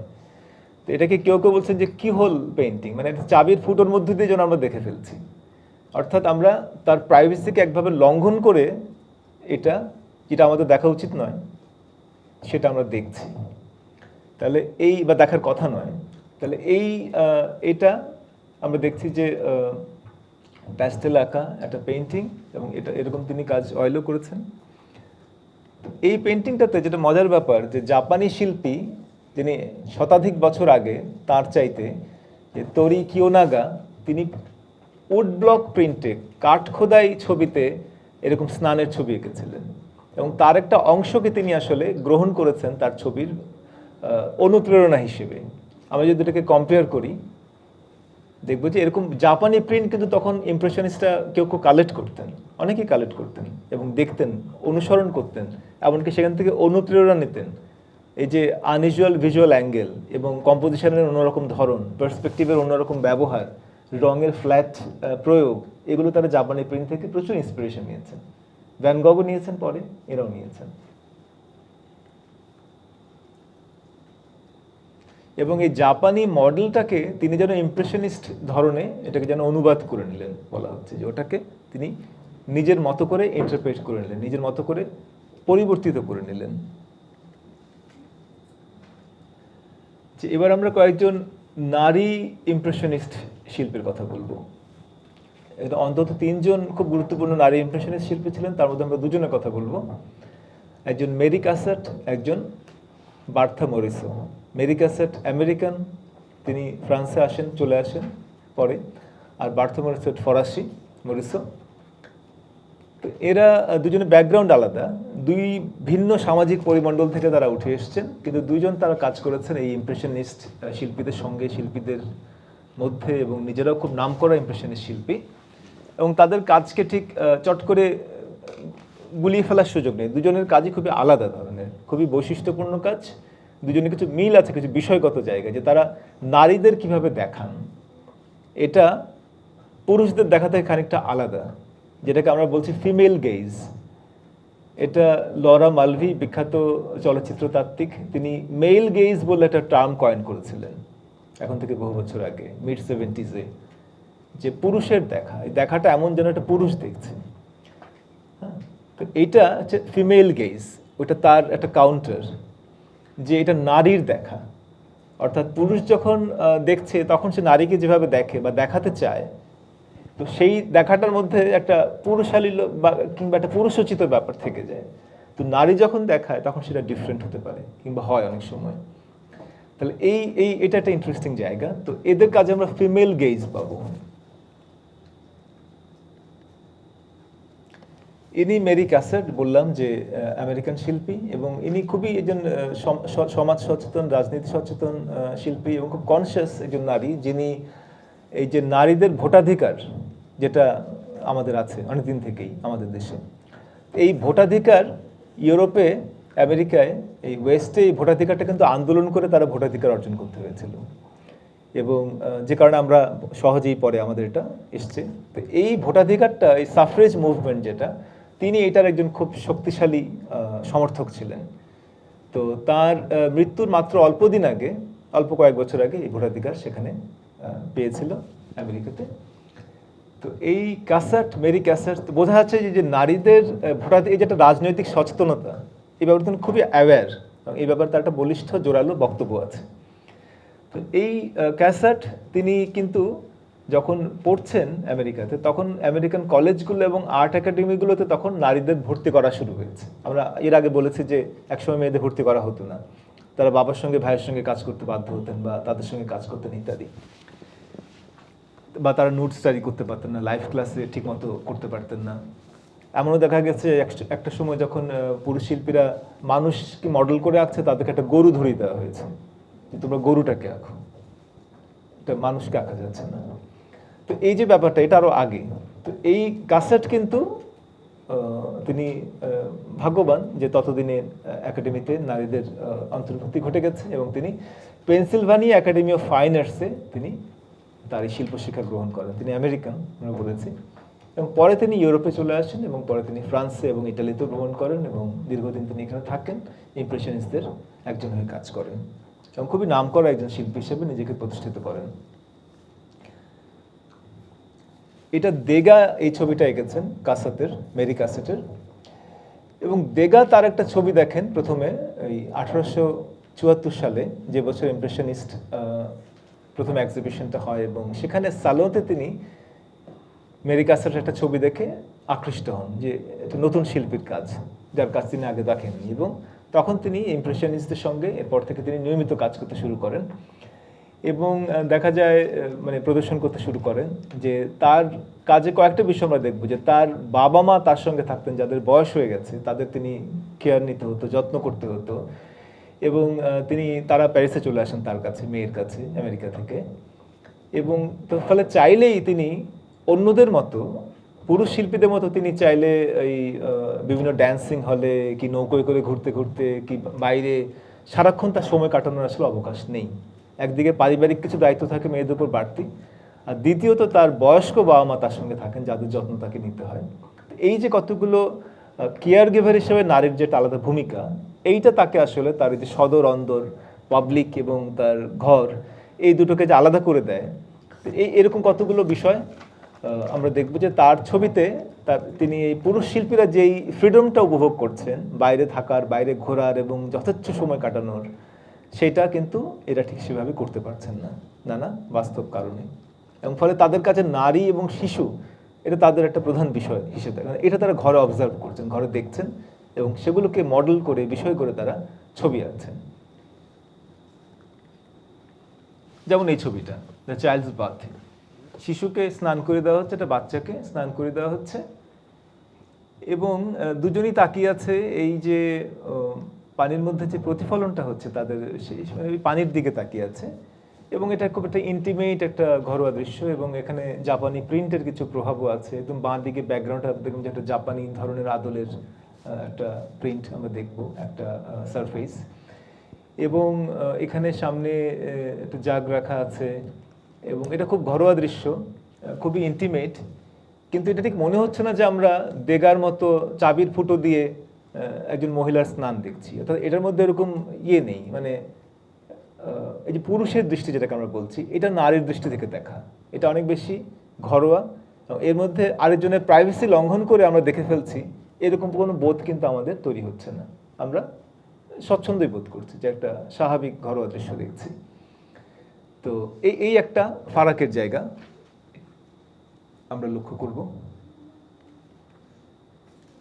এবং এর সঙ্গে এবার তুলনা করুন, যেটা আমরা বলছিলাম যে দেগার ছবিটাকে, যে তাহলে হয়তো বোঝা যাবে যে দুটো ছবিতে আসলে, এবং দেগার এই ছবি থেকে কিছু ইন্সপিরেশনও কিন্তু নিয়েছেন মেরি ক্যাসেট। এবং মেরি ক্যাসেট, আমরা বললাম যে দেগা তাকে তার কাজ দেখে খুবই মানে ইন্সপায়ার্ড হন, কিংবা খুবই ইমপ্রেসড হন, এবং তিনি ইমপ্রেশনিস্টদের সঙ্গে এক্সিবিট করেন, তাদের বন্ধু মহলের মধ্যে অন্তর্ভুক্ত হয়ে যান। তো এই জায়গায় আমরা দেখি যে ডান দিকের নারী, তিনি কিন্তু যে পুরুষ শিল্পী দেগা যে তাকে দেখছেন বা আমরা তাকে দেখছি, এই ব্যাপারে তিনি সচেতন নন, হ্যাঁ, তিনি আনঅ্যাওয়্যার। কিন্তু আর এইদিকে এরা যারা করছে, তো এই দুটোর মধ্যে আমরা এই যে দৃষ্টিভঙ্গির যে ফারাকটা দেখতে পাচ্ছি, যেটা নারী এবং পুরুষের দৃষ্টির মধ্যে যে ফারাকের কথা আমরা বলছি, সেটা এখানে আমরা খুব স্পষ্টভাবে হয়তো বুঝতে পারবো। ফলে একটা ছবি যখন আমরা দেখি একজন শিল্পীর, এখানে তার সময়, তার সমাজ, তার জেন্ডার, তার পারিপার্শ্বিকতা, তার পরিবার, তার নানা ধরনের বিবেচনা, নানা ধরনের বিষয়গুলো ছবির মধ্যে নানাভাবে কিন্তু প্রতিফলিত হয়। আমরা সেগুলিকে রিড করতে পারতে হবে, তাহলে আমরা ছবিটা ভালোভাবে অ্যাপ্রিসিয়েট করতে পারবো। ওমেন বেদিং, এটা আরেকটা প্রিন্ট, এটা ছবি এবং প্রিন্ট, সেটা ড্রাই পয়েন্ট এবং অ্যাকোয়া টিন্টে করা। এটা দেখুন যে খুব এটাও একটা স্নানের ছবি, কিন্তু দেগার ছবিটার মতো কিন্তু ঠিক সেরকম নয়। অর্থাৎ এখানে তার শরীরের ওপরে কোনো পোশাক নেই, কিন্তু তা সত্ত্বেও তাকে কিন্তু আমরা ঠিক সেভাবে মনে হচ্ছে না যে তার প্রাইভেসি আমরা লঙ্ঘন করছি। এবং ছবিটার মধ্যে যে ফ্ল্যাট সারফেস আছে, এটা সরাসরি জাপানি প্রিন্টের যে প্রভাবটা সেটা অনেক বেশি স্পষ্ট। এটা নিশ্চয়ই আপনারা সবাই বুঝতে পারছেন যে জাপানি ছাপচিত্রের একটা এবং যে লাইন রেখার ব্যবহারটা লক্ষ্য করুন, যে খুব সুন্দর, খুব খুবই লিরিক্যাল রেখা এখানে ব্যবহার করেছেন, যেটা ইমপ্রেশনিস্টরা কম করেন। তো এটা একটা জাপানি ছাপচিত্র দ্বারা অনুপ্রাণিত কাজ এবং নিজের অভিজ্ঞতা থেকেও এসছে এই কাজগুলো, বিষয়বস্তু।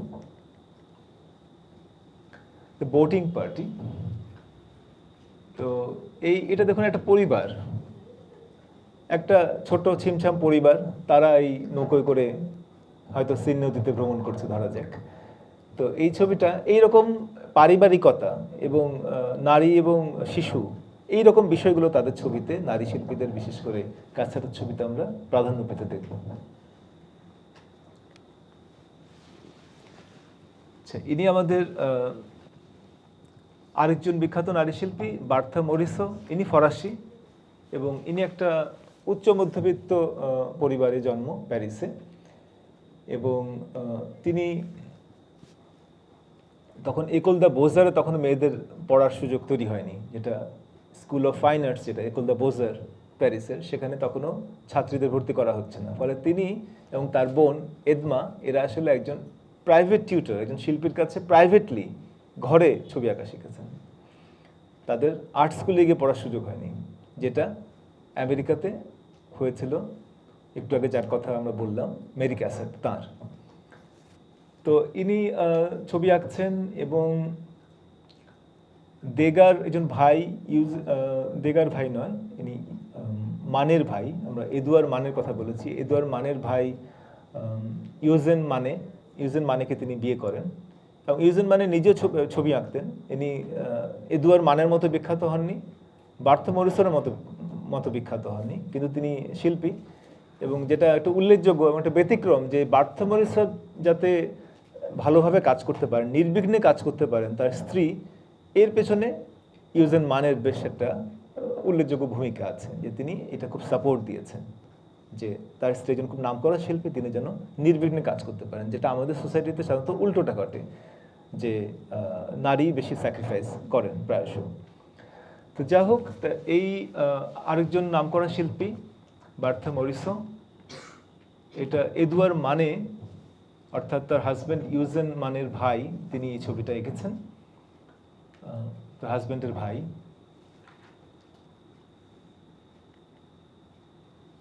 বার্থা মরিসোর পেইন্টিং দ্য ক্রেডল বা দোলনা, খুবই ঘরোয়া গার্হস্থ্য বিষয়, এবং বাচ্চাকে ঘুম পাড়ানো হচ্ছে, মশারি আছে ইত্যাদি। তো এটা খুব পরিচিত অনুষঙ্গ আমাদের, এবং এই রকম ইন্টিমেট ঘরোয়া বিষয়গুলো তাদের ছবিতে বেশি আসতে আমরা দেখব।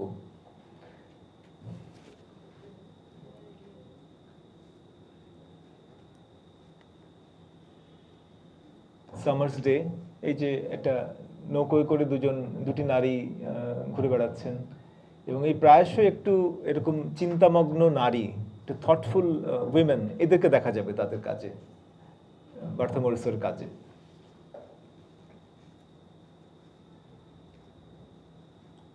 এবং ব্রাশ স্ট্রোকগুলো যদি আমরা লক্ষ্য করি, আমরা এটা চিনতে পারবো যে এটা একটা ইমপ্রেশনিস্ট পেইন্টিং, এতে কোনো সংশয় নেই।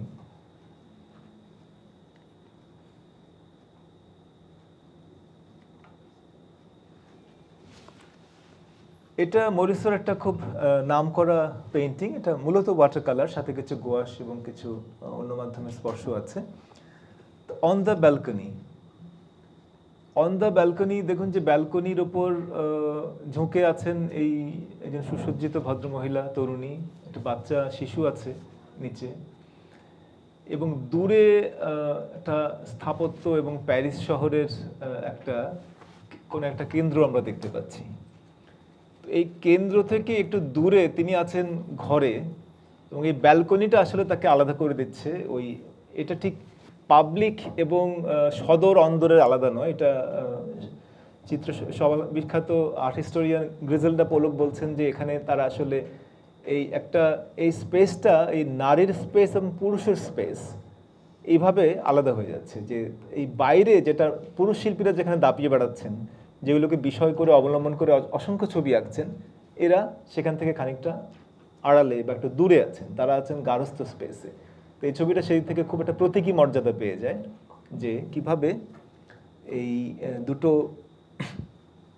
স্পেস বা পরিসর কিভাবে নারী এবং পুরুষের জন্য আলাদা হয়ে যায়, সেটা তাদের ছবির বিষয়কে কিভাবে আলাদা করে দেয়, এটা হয়তো আমরা এই ছবিটা দিয়ে বুঝবার চেষ্টা করতে পারি।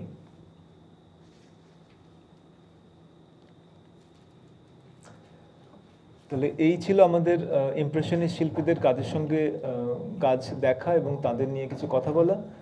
আমাদের আজকের দ্বিতীয় ক্লাসে সবাইকে স্বাগত। আমাদের এখনকার ক্লাসটা অর্থাৎ দ্বিতীয় ক্লাসটার বিষয় হলো পোস্ট ইমপ্রেশনিজম। এর আগের কিছুক্ষণ আগে আমরা আলোচনা করলাম ইমপ্রেশনিজম নিয়ে, এবং আমাদের খুব প্রিয় কয়েকজন শিল্পীর কাজ দেখলাম, তাদের কাজের বিষয়, তাদের কাজের শৈলী, তাদের কাজের প্রত্যেকের নিজস্বতা, তাদের নিজস্ব ব্যাকগ্রাউন্ড, আর্টিস্টিক ব্যাকগ্রাউন্ড, এগুলো আমরা আলোচনা করলাম। এবং সামগ্রিকভাবে ইমপ্রেশনিস্ট কাজের ক্যারেক্টারিস্টিক্স বা বৈশিষ্ট্য কী কী সেগুলো আমরা ঝালাই করে নিলাম আবার। তো এবার আমরা আসবো পোস্ট ইমপ্রেশনিজম বলে ইমপ্রেশনিজমের ঠিক পরপর যেই আন্দোলনটিকে বা যেই রীতিটিকে শনাক্ত করা হয়, চিহ্নিত করা হয়, আর্ট হিস্টোরিয়ানরা করেন, সেটা এখন আমরা আলোচনা করব। এটা সময়কাল আমরা ধরেছি মিড 1880s থেকে, অর্থাৎ 1880-র দশকের মাঝামাঝি, ধরা যাক 84-85 সালের দিক থেকে 1906 পর্যন্ত। 1906 কেন? কারণ 1906 সালে সেজান মারা যান। পোস্ট ইমপ্রেশনিস্ট শিল্পী সেজানের মৃত্যুর মধ্য দিয়ে এটার অবসান হয়, আমরা এরকম একটা ধরে নিচ্ছি। তো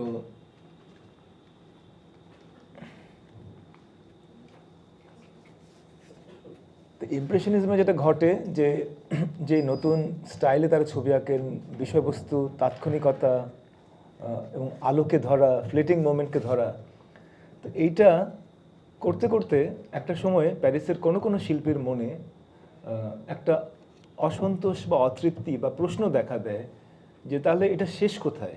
এই যে আমরা তাৎক্ষণিকতাকে ধরছি, রূপায়িত করছি, এ তো করেই যাচ্ছি, ভালোই করছি, অনেকে মিলে করছি, এবং ক্রমশ ইমপ্রেশনিস্ট কাজ অ্যাপ্রিসিয়েটেড হচ্ছেন, এটা সাধারণ মানুষ বুঝতে পারছেন। ক্রিটিকরা নিন্দা দিয়ে শুরু করেছিলেন, কিন্তু ক্রমশ অ্যাপ্রিসিয়েশনও পাওয়া যাচ্ছে। একজন দুজন ডিলার সেগুলোকে বাইরে এক্সিবিট করছেন, এটা প্রতিষ্ঠা পাওয়া যাচ্ছে। কিন্তু কোনো শিল্পী তাদের মধ্যে তারা ঠিক পুরোপুরি সন্তুষ্ট হতে পারছে না, তাদের মনে হচ্ছে যে নতুন কোনো পথ দরকার। আমরা বোধহয় একটা কানাগলিতে এসে পড়লাম, এটা তার নতুন কিছু পাচ্ছি না এখানে, এটা শেষ কোথায়?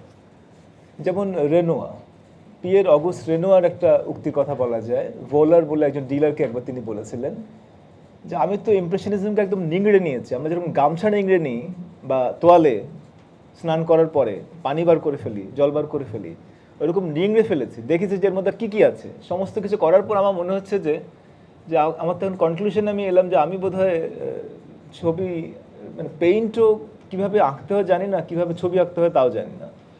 অর্থাৎ তার মধ্যে একটা অতৃপ্তি কাজ করছে, যে তিনি খুশি না, তিনি নতুন কিছু চান, নতুন পথ চান। এবং তিনি এটাও বলছেন যে আসলে বলতে গেলে ইমপ্রেশনিজম একটা কানা গলির মতো, এবং আমার যতটা মনে হচ্ছে যে এটা কোনো নেই, এটাকে আমাকে নতুন কোনো পথে নিয়ে যাচ্ছে না, অর্থাৎ এটা নতুন পথ খুঁজছেন। তো এটা খুব তাৎপর্যপূর্ণ এই উক্তিটা। এবং রেনোয়ার কাজটা এই যে উপলব্ধি থেকে, এই যে তার বোধোদয় হলো বা উপলব্ধি রিয়েলাইজ করলেন, এই রিয়েলাইজেশন থেকে তার কাজে কিন্তু একটা নতুন টার্নিং পয়েন্ট দেখা দিল, তার কাজের ভাষা পাল্টে গেল, ধরন পাল্টে গেল। এবং আরও কোনো শিল্পী যারা ইমপ্রেশনিস্টদের সঙ্গে কাজ করতেন বা ইমপ্রেশনিস্টদের মতো কাজ করতেন, যারা ইমপ্রেশনিস্ট শিল্পী হিসেবেই একটা সময় পরিচিত ছিলেন এই সার্কেলের বাইরেও, তাদের কেউ যেমন van গগ, Vincent van গগ, Dutch born, তার জন্ম নেদারল্যান্ডে, পরে তিনি ফ্রান্সে আসেন। পল গগা, ফরাসি, জর্জ সোরা, পল সেজান, অরি দ্য তুলুজ লোত্রেক, এই শেষ কয়েকজন ফরাসি। তো এদের কাজে আমরা দেখব যে তারাও নতুন পথ খুঁজছেন নিজের মতো করে। এবং এর মধ্যে ভ্যান গগ এবং পল গগা এরা এই যে যেসব আঙ্গিকগত যে উপাদান আছে ছবির, রং, রেখা, টেক্সচার এবং আরও নানা কিছু, এইগুলোকে এক্সপ্লোর করার চেষ্টা করলেন, যে এগুলোর প্রকাশ ক্ষমতাকে কতটা বাড়িয়ে তোলা যায় বা এই প্রকাশ ক্ষমতাটাকে কিভাবে নতুনভাবে তাদের কাজে হাজির করা যায়। তো এগুলো তারা করলেন। আর পল সেজান আর জর্জ সোরার চেষ্টাটা ছিল, অভিমুখটা ছিল অনেক বেশি অ্যানালিটিক্যাল, বিশ্লেষণধর্মী। তারা ছবিকে অ্যানালাইজ করার চেষ্টা করলেন চিত্রগত জায়গা থেকে। এবং এর সাথে আমরা যুক্ত করছি অঁরি দ্য তুলুজ লুত্রেক, আরেকজন ইমপ্রেশনিস্ট শিল্পী, যিনি ইমপ্রেশনিস্টদের বন্ধু তাদের সঙ্গে ছিলেন, কিন্তু তাকে আমরা এখানে পোস্ট ইমপ্রেশনিস্ট শিল্পী হিসেবে উপস্থাপন করছি।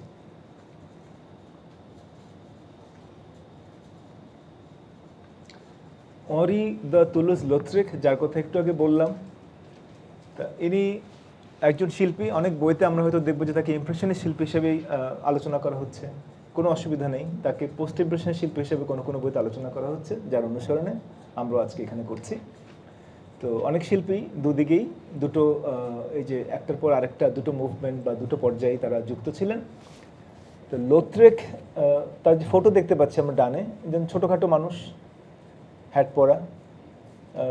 লুত্রেক একটা বেশ, অর্থাৎ তার গর্ব করার মতো একটা বংশ গৌরব বা একটা পারিবারিক পরিচিতিও ছিল। তো লুত্রেকের যেটা খুব দুর্ভাগ্যজনক ব্যাপার ঘটে যে বছর 15-র দিকে তার অ্যাক্সিডেন্টে, উপর্যুপরি অ্যাক্সিডেন্টে তার পাগুলো আর বাড়ে না, অর্থাৎ তিনি শারীরিকভাবে একটু খাটো হয়ে যান, তার আর বৃদ্ধি ঘটে না। এই বৃদ্ধি না ঘটার ফলে তিনি তার বন্ধুদের তুলনায় অনেক খাটো থেকে যান। আমরা হাইটে এটা দেখতে পাচ্ছি। তো একটা মানুষ খাটো কি লম্বা, এটাতে কিছু যায় আসার কথা না। আমরা এখানে বডি শেমিং করতে চাইছি না কাউকে, যিনি খাটো, ইনি ফর্সা, ইনি কালো। কিন্তু এই ঘটনাটা তাকে একটা মানসিক অস্বস্তির মধ্যে ফেলে দেয়, যে এটা শারীরিক অসুবিধা। এবং তিনি কিছুটা এই তার যে সার্কেল, তার যেই অভিজাত সার্কেলে বা যেই পরিসরে ঘোরাফেরা করার কথা, তিনি সেখান থেকে নিজেকে খানিকটা গুটিয়ে নেন এক ধরনের মানসিক অস্বস্তি থেকে। এবং তিনি প্যারিসের যে সাধারণ মানুষ এবং যারা কাজ করছেন এই বিভিন্ন ক্ষেত্রে, এবং বিশেষ করে নাইট ক্লাবে, বারে এবং বাইরে, এবং বিভিন্ন সোশ্যাল আউটকাস্ট যারা সমাজের, যারা অন্তজ শ্রেণীর বা শ্রেণীর লোক, এদের সঙ্গে তাদের বেশ খাতির এবং মেলামেশা, এবং এদেরকে বিষয় করে তিনি প্রচুর ছবি আঁকছেন। তার স্কেচ খাতা নিয়ে, তার ক্যানভাস নিয়ে সবসময় তিনি এদের ছবি আঁকছেন, এবং এইটা তার ছবির একটা খুব পুনরাবৃত্ত বিষয় হয়ে ওঠে এই জিনিসগুলো। এবং অনেক সময় তার ছবিতে একটু ব্যঙ্গ বা একটু স্যাটারিক্যাল একটা টোন তার কাজে আমরা কখনো কখনো পাবো। লুত্রেকের অ্যাট দ্য মুলা রুজ প্যারিসের একটা খুব নামকরা নাইট ক্লাব, এবং এই নামে একটা ছবি হয়েছে, আপনারা দেখেছেন, যেখানে নিকোল কিডম্যান এবং অনেকে অভিনয় করেছেন। এটা এই লুত্রেক, মুলা রুজ এগুলোকে অবলম্বন করি। এটা উপন্যাসও আছে। এই ইমপ্রেশনিস্ট শিল্পীদের, পোস্ট ইমপ্রেশনিস্ট শিল্পীদের অনেককে নিয়ে কিন্তু উপন্যাস, ফিল্ম ইত্যাদিও আছে, ডকুমেন্টারি যেমন আছে, ফিকশন, ফিচার ফিল্মও আছে, যেটা কল্পনাশ্রয়ী কাহিনী চিত্র। সেই প্রসঙ্গে আমরা পরে যাব। তো এই মুলা রুজে এই যে ছবিটা আমরা দেখছি, যে কম্পোজিশনটা একটু কোনাকুনিভাবে, তেরছেভাবে, থ্যাংক ইউ, একটু তেরছেভাবে সাজানো, এবং এই যে বোহেমিয়ান লাইফস্টাইল, এই যে ক্যাফেতে ঘুরে বেড়ানো, ক্লাবে অনেকটা সময় কাটানো, ক্যাবারে ডান্স, এবং এই যে এখানে যেই চোখ ধাঁধানো আলো, একটু ডার্কভাবে ফিগারগুলো বেরিয়ে এসছে, মুখগুলো খানিকটা মুখোশের মতো দেখতে যদি আমরা ভালো করে খেয়াল করি, এই ব্যাপারগুলো, এগুলো এই লুত্রেকের কাজের বৈশিষ্ট্য, যেটা এই কাজটাতে খুব ভালোভাবে এসছে। এবং মুলা রুজ বললে চট করে লুত্রেককে বোঝায়। তো লুত্রেক কিন্তু গ্রাফিক ডিজাইন বা পোস্টার ডিজাইন করেছেন, বেশ কিছু পোস্টার ডিজাইন করেছেন, এবং ছাপচিত্র মাধ্যমে এই কাজগুলো তিনি করেছেন। লিথোগ্রাফে, কালার লিথোগ্রাফ, তো এই কালার লিথোগ্রাফ তাকে সুযোগ দিয়েছে এই ধরনের কাজগুলো করবার। এবং এখানে আমরা দেখছি যে ছবির নাম হচ্ছে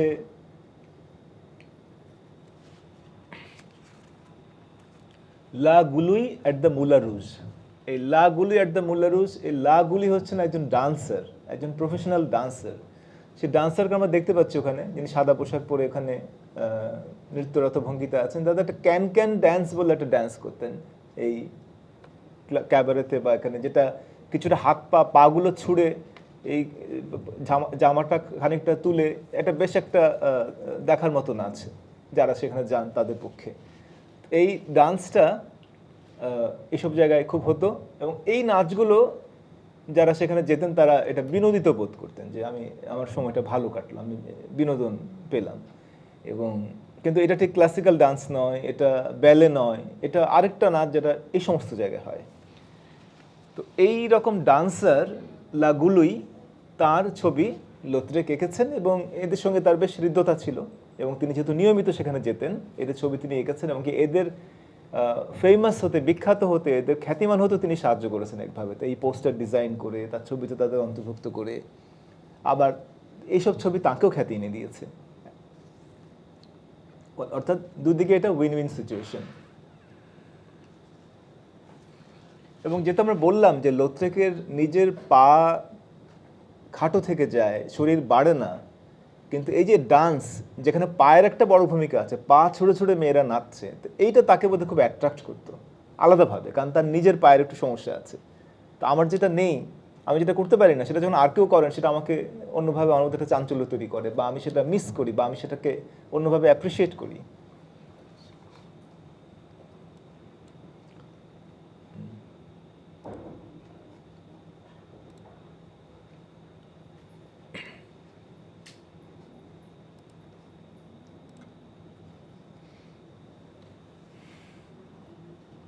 এবং এই লাগুলোই এই যে প্রফেশনাল ডান্সারদের একজন, তিনি লোত্রেকের ছবির এবং পোস্টারের খুব প্রিয় এবং খুব রিপিটেডলি পুনরাবৃত্ত একটা বিষয়।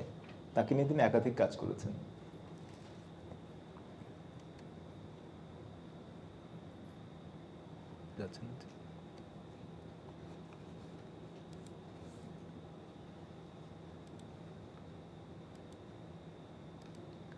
সার্কাস পারফর্মার, সিঙ্গার, অনেকে নিয়ে তিনি কাজ করেছেন। আচ্ছা, আরেকটা এই মাল্টি কালার লিথোগ্রাফি, এই কালার লিথোগ্রাফিটা এসে লোত্রেককে এই যে প্যারিসের এই নৈশ জীবন এবং নাইট ক্লাব, তার নানা অনুষঙ্গ, নাচ গান ফুর্তি, এই সবটা মিলে যেই পুরো একটা বেশ বর্ণাঢ্য ব্যাপার, এইটাকে তিনি পোস্টারে যখন এঁকেছেন, সেইটা এগুলোর বিজ্ঞাপন হিসেবে কাজ করেছে, পোস্টার যে কাজটা করে আর কি। তো এখানে তিনি জান আভরিল বলে আরেকজন ডান্সার, যাকে আমরা দেখতে পাচ্ছি, ওই সেই পা তুলে সেই বিখ্যাত নাচের ভঙ্গিতে তিনি আছেন। তো এই জান আভরিল, তার সঙ্গে লোত্রেকের খুব ভালো বন্ধুত্ব ছিল, এবং যেহেতু লোত্রেক তাকে নিয়ে পোস্টার করছেন, ছবি আঁকছেন, তার প্রচার হচ্ছে, তার প্রসার হচ্ছে, তারা তো খুশি হবেনি, এবং তিনি অমর হয়ে আছেন এখনো এই লোত্রেকের আঁকা ছবির দৌলতে। তো এই ছবিগুলোতে আমরা দেখছি যে জাপানি প্রিন্টের একটা প্রভাব এখানে আমরা নিশ্চয়ই বুঝতে পারছি, যে এবং এটার যে ফ্ল্যাটনেস এবং এটার যেই কম্পোজিশনের কিছু বৈশিষ্ট্য, তাতে জাপানি প্রিন্টের একটা প্রভাব আছে, এবং এটাও ছাপচিত্রের মাধ্যমে করা কালার লিথোগ্রাফ। আর জাপানি যেটা করতেন শিল্পীরা তখন, সেগুলো ছিল উড ব্লক প্রিন্ট। জর্জ সোরা, এটা ফরাসি উচ্চারণগুলো একটু আপনি জানেন যে একটু অন্যরকম। তো অধ্যাপক মহিউদ্দিন খালেদ ফরাসি, খুব ভালো ফরাসি জানেন, আপনার যদি এই বিষয়ে আরও জানবার থাকে হয়তো তাকে জিজ্ঞেস করে নেবেন পরে। তো জর্জ সোরা 1859 সালে তার জন্ম, 1891 সালে তার মৃত্যু, অর্থাৎ তিনি দীর্ঘজীবী হননি সে অর্থে, 31-32 বছর তার জীবন। যে একটু আগে বলে রাখি, যেটা একটু আগে বলতে ভুলে গেছি, যে লোত্রেক এই যেই পরিমণ্ডল তিনি ঘুরে বেড়াতেন, তিনি প্রচুর মদ্যপান করতেন, অর্থাৎ অ্যালকোহলিজম, প্রচুর মদ্যপান করতেন, এবং মাত্র 37 বছরে মদ খেতে খেতেই তিনি পৃথিবী থেকে বিদায় নিলেন। অর্থাৎ তিনি দীর্ঘদিন বাঁচেননি তার এই নানা অভ্যাসের কারণে। তো জর্জ সোরা, তিনি একোল দ্য বোজারে পড়াশোনা করেছেন অগ্রের একজন ছাত্রের কাছে, কিন্তু তাকে আকৃষ্ট করেছিল অনেক বেশি দেলাক্রোয়ার যে রঙের ব্যবহার, লিবার্টি লিডিং দ্য পিপল, এবং আরও যে ছবিগুলো আমরা দেখলাম দেলাক্রোয়ার, তার রঙের ব্যবহার, যিনি রং নিয়ে প্রচুর কাজ করেছেন, মানে খুব একটা বড় ধরনের মোড় তিনি চিত্রকলা নিয়ে এসছেন তার রঙের ব্যবহার এবং অনুসন্ধানের মধ্য দিয়ে। এটা সোরাকে দারুণভাবে অনুপ্রাণিত করে, এবং সোরা আমরা দেখব যে 1880-র দশক থেকে তিনি ইমপ্রেশনিস্ট থিমে কাজ করতে শুরু করেন, কিন্তু তিনি খুব বৌদ্ধিকভাবে, বুদ্ধিবৃত্তিকভাবে, ইন্টেলেকচুয়াল একটা ধরনে তার বিষয়কে রূপায়ণ করার বা দেখার বা দেখানোর চেষ্টা করতে থাকেন, যেটা তাকে অন্য শিল্পীদের থেকে আলাদা করে দেয়। এবং তিনি ইমপ্রেশনিস্টদের মধ্যে না পড়ে তাকে আমরা পোস্ট ইমপ্রেশনিস্ট শিল্পীদের সঙ্গে আলোচনা করছি। আর তার যে নিজের ধরনটা, এটাকে তিনি নাম দিয়েছিলেন ডিভিশনিজম, এবং যদি এটা পরবর্তীকালে পয়েন্টিলিজম নামে অনেক বেশি পরিচিতি পায়। পয়েন্টিলিজম, যেখানে পয়েন্ট দিয়ে ছবি আঁকা হয়, বিন্দু দিয়ে ছবি আঁকা হয়, আমরা সেটা দেখব এখন। এই যে ছবিটা দেখুন ডান দিকে, সোরার আঁকা, ইয়াং ওমেন পাউডারিং হারসেলফ, একজন ভদ্রমহিলা গায়ে পাউডার মাখছেন, অর্থাৎ তার একটা প্রসাধন নিজের জন্য।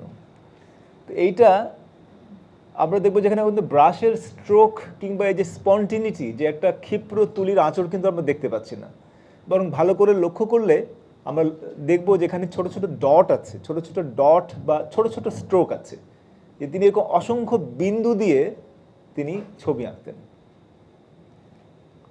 এইটা সোরার কাজের বৈশিষ্ট্য, যেটা তাকে ডিভিশনিস্ট বা পয়েন্টিলিস্ট শিল্পী হিসেবে খ্যাতি দিয়েছে। এবং তিনি এই রঙের যেই সেন্সেশনটা, এটাকে তিনি ধরতেন না, তিনি আসলে ওটাকে একটা স্থিরভাবে, ওটাকে খুব নতুন একটা পিক্টোরিয়াল অর্ডার, এটাকে ব্যাখ্যা করার চেষ্টা করতেন, যে রঙটাকে বিশ্লিষ্ট করে দেখা যেখানে কী কী রঙ আছে। তিনি যদি সবুজ ব্যবহার করতে হয়, তিনি হলুদ আর নীল পাশাপাশি দেবেন, তিনি সরাসরি সবুজ দেবেন না, সেটা আমাদের চোখে এসে সেটা মিলবে ওখান থেকে এসে। তিনি সরাসরি ফ্রেশ মৌলিক রঙগুলো ওখানে একটা একটা করে বিন্দু দেবেন, এবং তার এক একটা ছবি আঁকতে বহুদিন লাগতো, কারণ তিনি প্রত্যেকটা ডট আলাদা করে দিতেন ক্যানভাসের মধ্যে, তিনি কুইক ব্রাশিংয়ে আঁকছেন না। তো এটা তাকে আলাদা করে দিয়েছে অন্যদের কাছ থেকে। এবং তো খুব সতর্কভাবে, খুব সিস্টেমেটিকভাবে এটাকে ধরে ধরে ধরে ধরে এটাকে বিভাজন করা, পুরো ছবির প্রত্যেকটা বিন্দুকে আলাদা করা এবং সেভাবে প্রয়োগ করা, এবং সেই রঙগুলো যাতে যা দেখতে চাই সেটা আমরা দেখতে পাবো, কিন্তু উনি কিন্তু ফ্রেশ রঙগুলো দেবেন, মৌলিক রঙগুলো দেবেন। তো এই সায়েন্টিফিক কালার থিওরি, যেটা ইমপ্রেশনিস্টদের যে কালার থিওরি বা তাদের যে রঙের ভাবনা, সেখান থেকে সরে এসে তিনি এই একেবারে পিগমেন্ট এবং আলো রং, এটাকে যেভাবে সায়েন্সে যেভাবে ব্যাখ্যা করা হয়, তিনি সেইটার সঙ্গে মিলিয়ে তিনি বোঝার চেষ্টা করলেন যে অপটিক্যালি কীভাবে আমরা মৌলিক রঙগুলোকে মিশ্রিত অবস্থায় কীভাবে দেখতে পাবো, এবং ওই কাছে গেলে ডট দেখতে পাবো, কিন্তু দূরে আসলে আমরা পুরো ফিগার, পুরো বিষয়, পুরোটাকে আমরা ফুটে উঠতে দেখব। এই যে আইফেল টাওয়ারের যে ছবিটা এঁকেছেন তিনি 1889 সালে, এখানে দেখুন যে একটু বড় বড় ডট এখানে আছে, অর্থাৎ এইটাই তার ধরন। তিনি ঠিক ব্রাশের আঁচড়, ক্ষিপ্র তুলির টানে বা আঁচড় দিয়ে তিনি, ব্রাশ স্ট্রোক দিয়ে তিনি ছবি আঁকেন না অন্য ইমপ্রেশনিস্টদের মতো, যে কারণে তাকে আমরা পোস্ট ইমপ্রেশনিস্ট হিসেবে চিহ্নিত করছি। আরেকটা ছবি, গ্রে ওয়েদার, গ্রঞ্জাত। এটা একটা সিন নদীর ধারে একটা পার্ক মতো জায়গা, যেখানে প্রচুর লোকজন জড়ো হয়, যেটা আমরা পরে পেন্টিংয়ে দেখব। সেটার ছবি, এবং এটা এখন আমাদের বুঝতে কোনো অসুবিধা হওয়ার কথা নয়, যেখানে অসংখ্য ডট আছে, এখানে কয়েকশো বা কয়েক হাজার বিন্দু এখানে এই ছবির মধ্যে আছে, এবং প্রত্যেকটা বিন্দু তিনি ধরে ধরে দিয়েছেন, একদম নিজে তুলিতে আস্তে আস্তে করে বসিয়েছেন। প্রচুর সময় নিয়ে তিনি ছবি আঁকতেন, এবং তার পূর্ণাঙ্গ ছবির সংখ্যা খুব বেশি না, কারণ প্রচুর সময় নিয়েছে, এবং প্রচুর স্কেচ করতেন। এই ছবি কিন্তু তিনি আঁকতেন স্টুডিওতে, তিনি একদম অকুস্থলে গিয়ে, ওপেন এয়ারে সেই জায়গায় গিয়ে তিনি প্রচুর স্কেচ, ড্রয়িং এবং নানা মাধ্যমে সেগুলোকে আঁকতেন। পরে সেটাকে তিনি বড় ক্যানভাসে রূপায়িত করতেন, ধরে ধরে সেই ডটে ট্রান্সফার করে বা ডটে বিশ্লিষ্ট করে, অ্যানালিসিস করে। এবং এই আউটডোর পেন্টিং করে যে স্পন্টিনিটি, তারটা কিন্তু অনেক বেশি স্থির, অনেক বেশি এক ধরনের স্থিরতা আছে, অনেক বেশি স্থায়ী মনে হয় কাজগুলোকে। এটাকে তাৎক্ষণিকতা আমরা সেভাবে পাই না তার কাজে।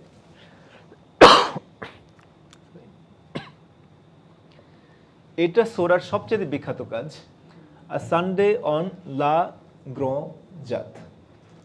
এই যে সিন নদীর ধারে যে পার্কটার কথা বললাম আমরা, গ্রঞ্জাত বলে যে পার্কটা, এই পার্কের ধারে আমরা দেখছি যে এক রবিবারে প্রচুর লোক, ছুটির দিনে প্রচুর লোক জড়ো হয়েছে, এবং সবসময় হয়, প্রতি সপ্তাহেই হয়। সেরকম একটা ছবি তিনি এঁকেছেন। ছবিটা বেশ বড় সাইজের, এবং এই ছবিটা প্রচুর স্টাডির পরে ফাইনালি গিয়ে তিনি ফাইনাল ভার্সনটা তার স্টুডিওতে বসে দীর্ঘ সময় নিয়ে তিনি এটা তৈরি করেছেন। এবং এই ছবিতে আমরা যদি খেয়াল করি, দেখব যে ছাতাটা ওই আমরা যেরকম কায়েবতের ছবিতে দেখেছিলাম প্যারিসের রাস্তায় রেনি ডেতে ছাতাকে কিভাবে খুব পরিকল্পিতভাবে ব্যবহার করেছেন, ছাতাটা ছিল বিষয়ের মধ্যে কিন্তু সেটাকে তিনি কাজে লাগিয়েছেন। এখানেও তিনি ছাতাকে বারে বারে ব্যবহার করছেন এবং মেয়েদের এই যে ফুলে থাকা পোশাক, এখান থেকে তৎকালীন 1880s ফরাসি ফ্যাশন সম্পর্কে আমরা কিছু ধারণা পাবো, কস্টিউম ডিজাইন সম্পর্কে কিছু ধারণা পাবো। এবং এখানে নানা বর্গের মানুষ এখানে আছেন, কেউ একটা কুকুর নিয়ে এসছেন এবং কেউ একা আছেন, কারোর সঙ্গে শিশু আছে, নানা ধরনের মানুষ, অর্থাৎ সমাজের নানা অংশের মানুষের একটা একটা সম্মিলিত উপস্থিতি। এই তৎকালীন ফরাসি সমাজের একটা ক্রস সেকশন বলতে পারি এটাকে আমরা, যে অনেককেই আমরা একসঙ্গে পেয়ে যাচ্ছি ছবিটার মধ্যে এই পার্কে।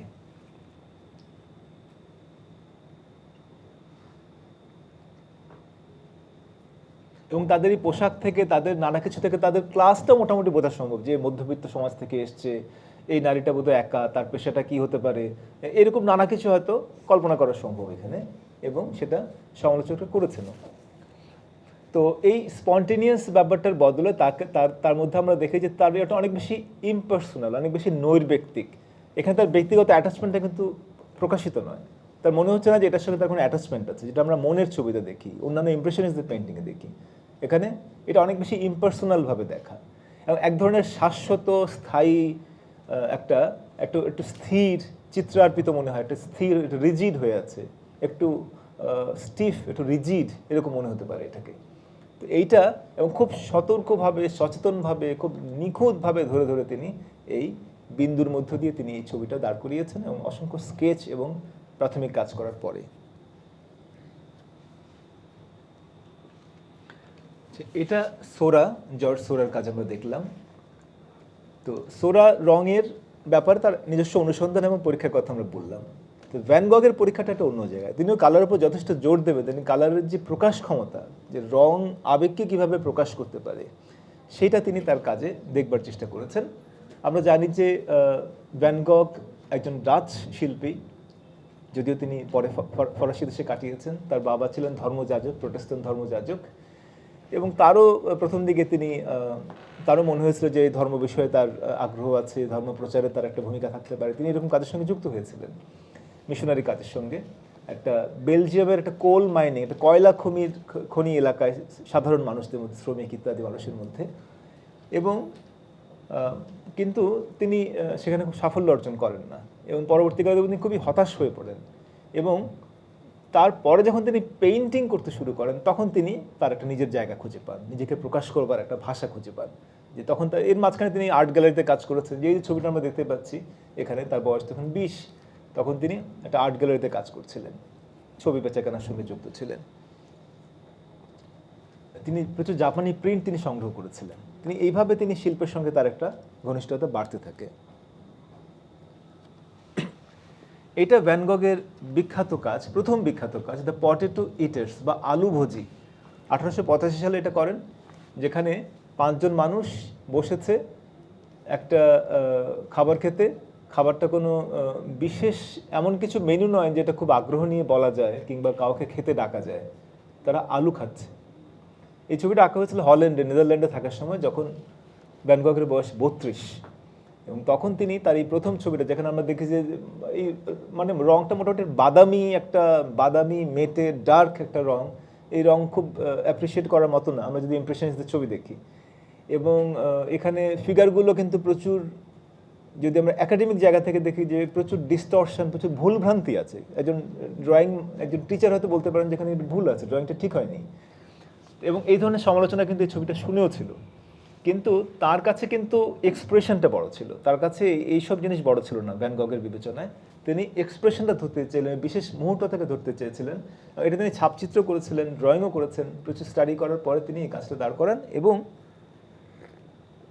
তিনি নিজে খুব সন্তুষ্ট ছিলেন তার এই কাজটার রেজাল্ট নিয়ে। কাজটা যেমন দাঁড়ালো সেটা তাকে বেশ তৃপ্ত করেছিল।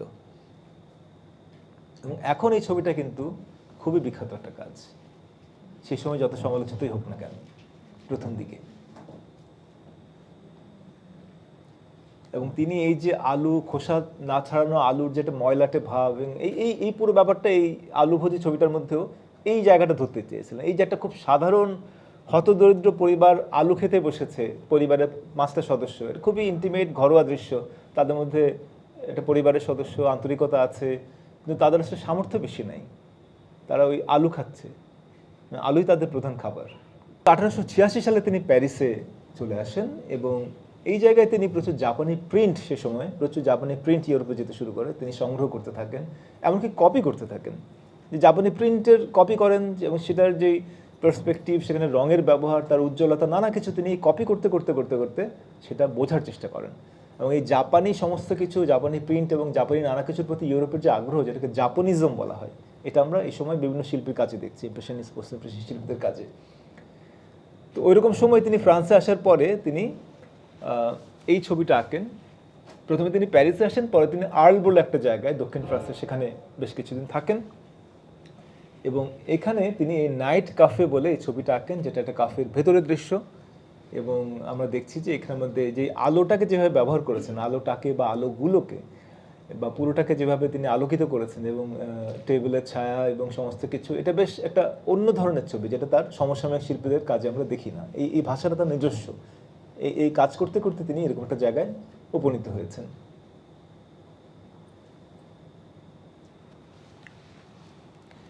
এবং তার এই যে ব্রাশ স্ট্রোকগুলো মনে হয় যেন এটাকে স্পর্শ করা যাবে, এটাকে টাচ করা যাবে, এটাকে ছুঁয়ে দেখা যাবে, রঙের ব্যবহারটা এবং তার যে থিকনেস, তার যে আকার এবং তার যে ডিরেকশন, এই যে অভিমুখ, রঙটাকে যেভাবে তিনি ব্যবহার করছেন, ব্রাশটা কোন দিকে চালাচ্ছেন, এগুলো সেখানে দৃশ্যমান হয়ে উঠছে।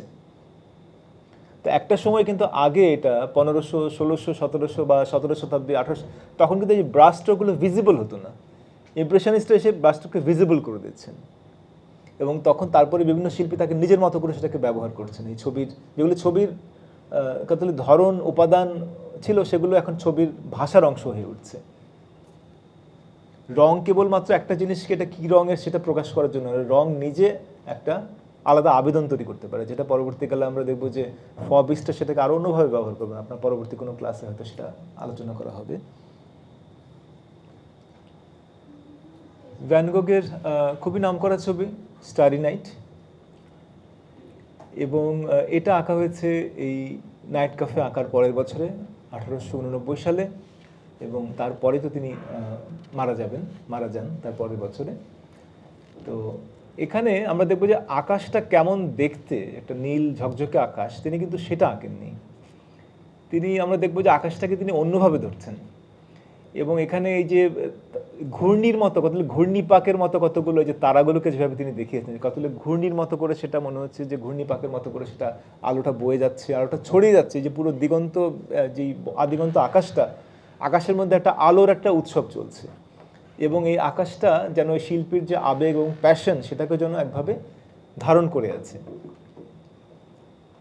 তো এবং এই গাছগুলো যেভাবে শিখার মতো করে, একটা অগ্নিশিখার মতো করে উপরে উঠে গেছে গাছ, এবং একটা চার্চ আছে সেই গ্রামের, প্রভাস অঞ্চলের গ্রামের মাঝখানে, এই সমস্ত কিছুকে তিনি একটা অন্য একটা আধ্যাত্মিক, একটা এমন একটা স্পিরিচুয়াল জায়গায় যেন উন্নীত করে, তার নিজের মধ্যে একজন স্পিরিচুয়াল রিলিজিয়াস ব্যাপার তো ছিলই।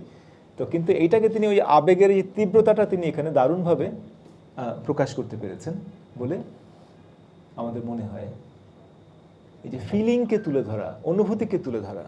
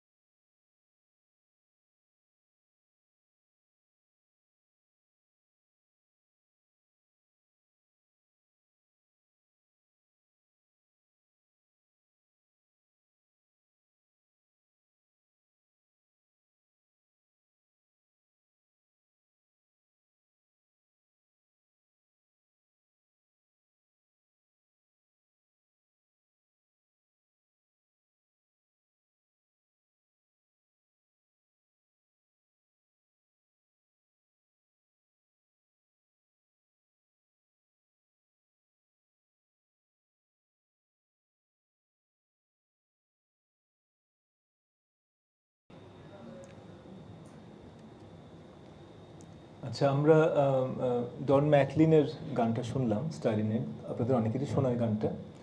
তো এখানে ভ্যান গগ, তার জীবন এবং তার ছবি সবটা মিলিয়ে এই গানটা কম্পোজ করা হয়েছে বা রচনা করা হয়েছে, এবং তিনি খুবই সুন্দরভাবে, এটা আর কোনো কোনো শিল্পীর গলায় নানা রকমভাবে আছে, প্রত্যেকে খুব ভালো গিয়েছেন। তো আমরা দেখছি যে এই ভ্যান গগের এই ছবিগুলো আমাদেরকে এখনও স্পর্শ করছে এবং এগুলো নিয়ে গান রচিত হচ্ছে। এগুলো আমাদের শুধুমাত্র ছবির মধ্যে এটা সীমাবদ্ধ নেই, এটা বিভিন্ন মাধ্যমে এগুলোকে নিয়ে কাজ হচ্ছে। তো যা হোক, আমরা এবং এই তার কাজের তীব্র আবেগ এবং প্যাশন, এই নিজেকে আবেগটাকে উন্মোচিত করে দেখানো, এবং তার এই বর্ণনাগুলো, তার ছবি সম্পর্কে তার ভাবনা, তার বর্ণনা, তার জীবনের নানা উত্থান পতন এবং বিশেষ করে তার হতাশা এবং আশা, সব কিছুই আমরা তার প্রচুর চিঠি, তার ছোট ভাই থিওকে যে চিঠিগুলো তিনি লিখেছেন, সেই চিঠির মধ্যে কিন্তু আমরা এগুলো দারুণভাবে আসতে দেখি। অর্থাৎ ভ্যান গগকে পুরোপুরি জানতে হলে তার চিঠির মধ্য দিয়ে যেতে হবে, এবং তার চিঠি অনুবাদ হয়েছে। বাংলাদেশে মেহবুব আহমেদ তার চিঠি অনুবাদ করেছেন, কলকাতায় সন্দীপন ভট্টাচার্য এবং আরও কেউ তার চিঠি অনুবাদ করেছেন। তার তো চিঠি অনেক, 3 খণ্ডে 3 ভলিউমে সেগুলো বেরিয়েছে, তার ভাইকে লেখা বা অন্যদের লেখা চিঠি। তো সবগুলো এখনও বাংলা হয়নি, কিন্তু আরও আরও কিছু হচ্ছে এবং হবে। তো এই চিঠিতে তিনি তার ছবির ভাবনাগুলো তুলে ধরেছেন, যেখান থেকে আমরা জানতে পারি তার চিত্রভাবনা এবং তার এই জীবনের নানা দিক নিয়ে। এবং এই চিঠিগুলো তার যে ভাইয়ের স্ত্রী ইউহানা, থিওর স্ত্রী, থিও মারা যান 6 মাসের মধ্যে, ভ্যান গগ মারা যাবে, তিনি এই চিঠিগুলো কিন্তু বহু বছর ধরে তিনি চিঠিগুলো সাজিয়ে এগুলোকে কম্পাইল করেছেন, যে চিঠি কোনটার পরে কোনটা, কোনটা কবে এসেছিল, তারিখ আছে, তারপর কীভাবে সাজাবেন, পরে সেগুলো তিনি প্রকাশের উদ্যোগ নেন। অর্থাৎ ওই কাজটা যদি ইউহানা না করতেন, তাহলে আমরা ভ্যান গগকে এভাবে পেতাম না, কারণ চিঠিগুলো হারিয়ে যেত।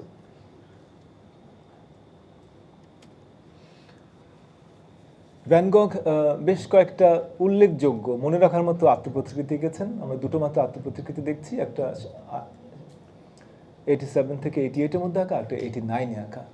এবং আমরা দুটোর ব্যাকগ্রাউন্ডটা দেখছি যে 2 রকম। অর্থাৎ এই যে তুলির যে ডিরেকশন বা অভিমুখ, এটা বাম দিকটাতে, ডান দিকের যে ছবিটা আছে সেটা খানিকটা যেন ওই সর্পিল এবং ঘূর্ণিপাকের মতো করে অনেকটা স্টারি নাইটের যে আকাশের সঙ্গে তার কিছুটা হয়তো যোগাযোগ আছে, কিন্তু বাঁ দিকেরটা আবার একটু আলাদাভাবে, একটা হ্যাট আছে, একটা হ্যাট নাই।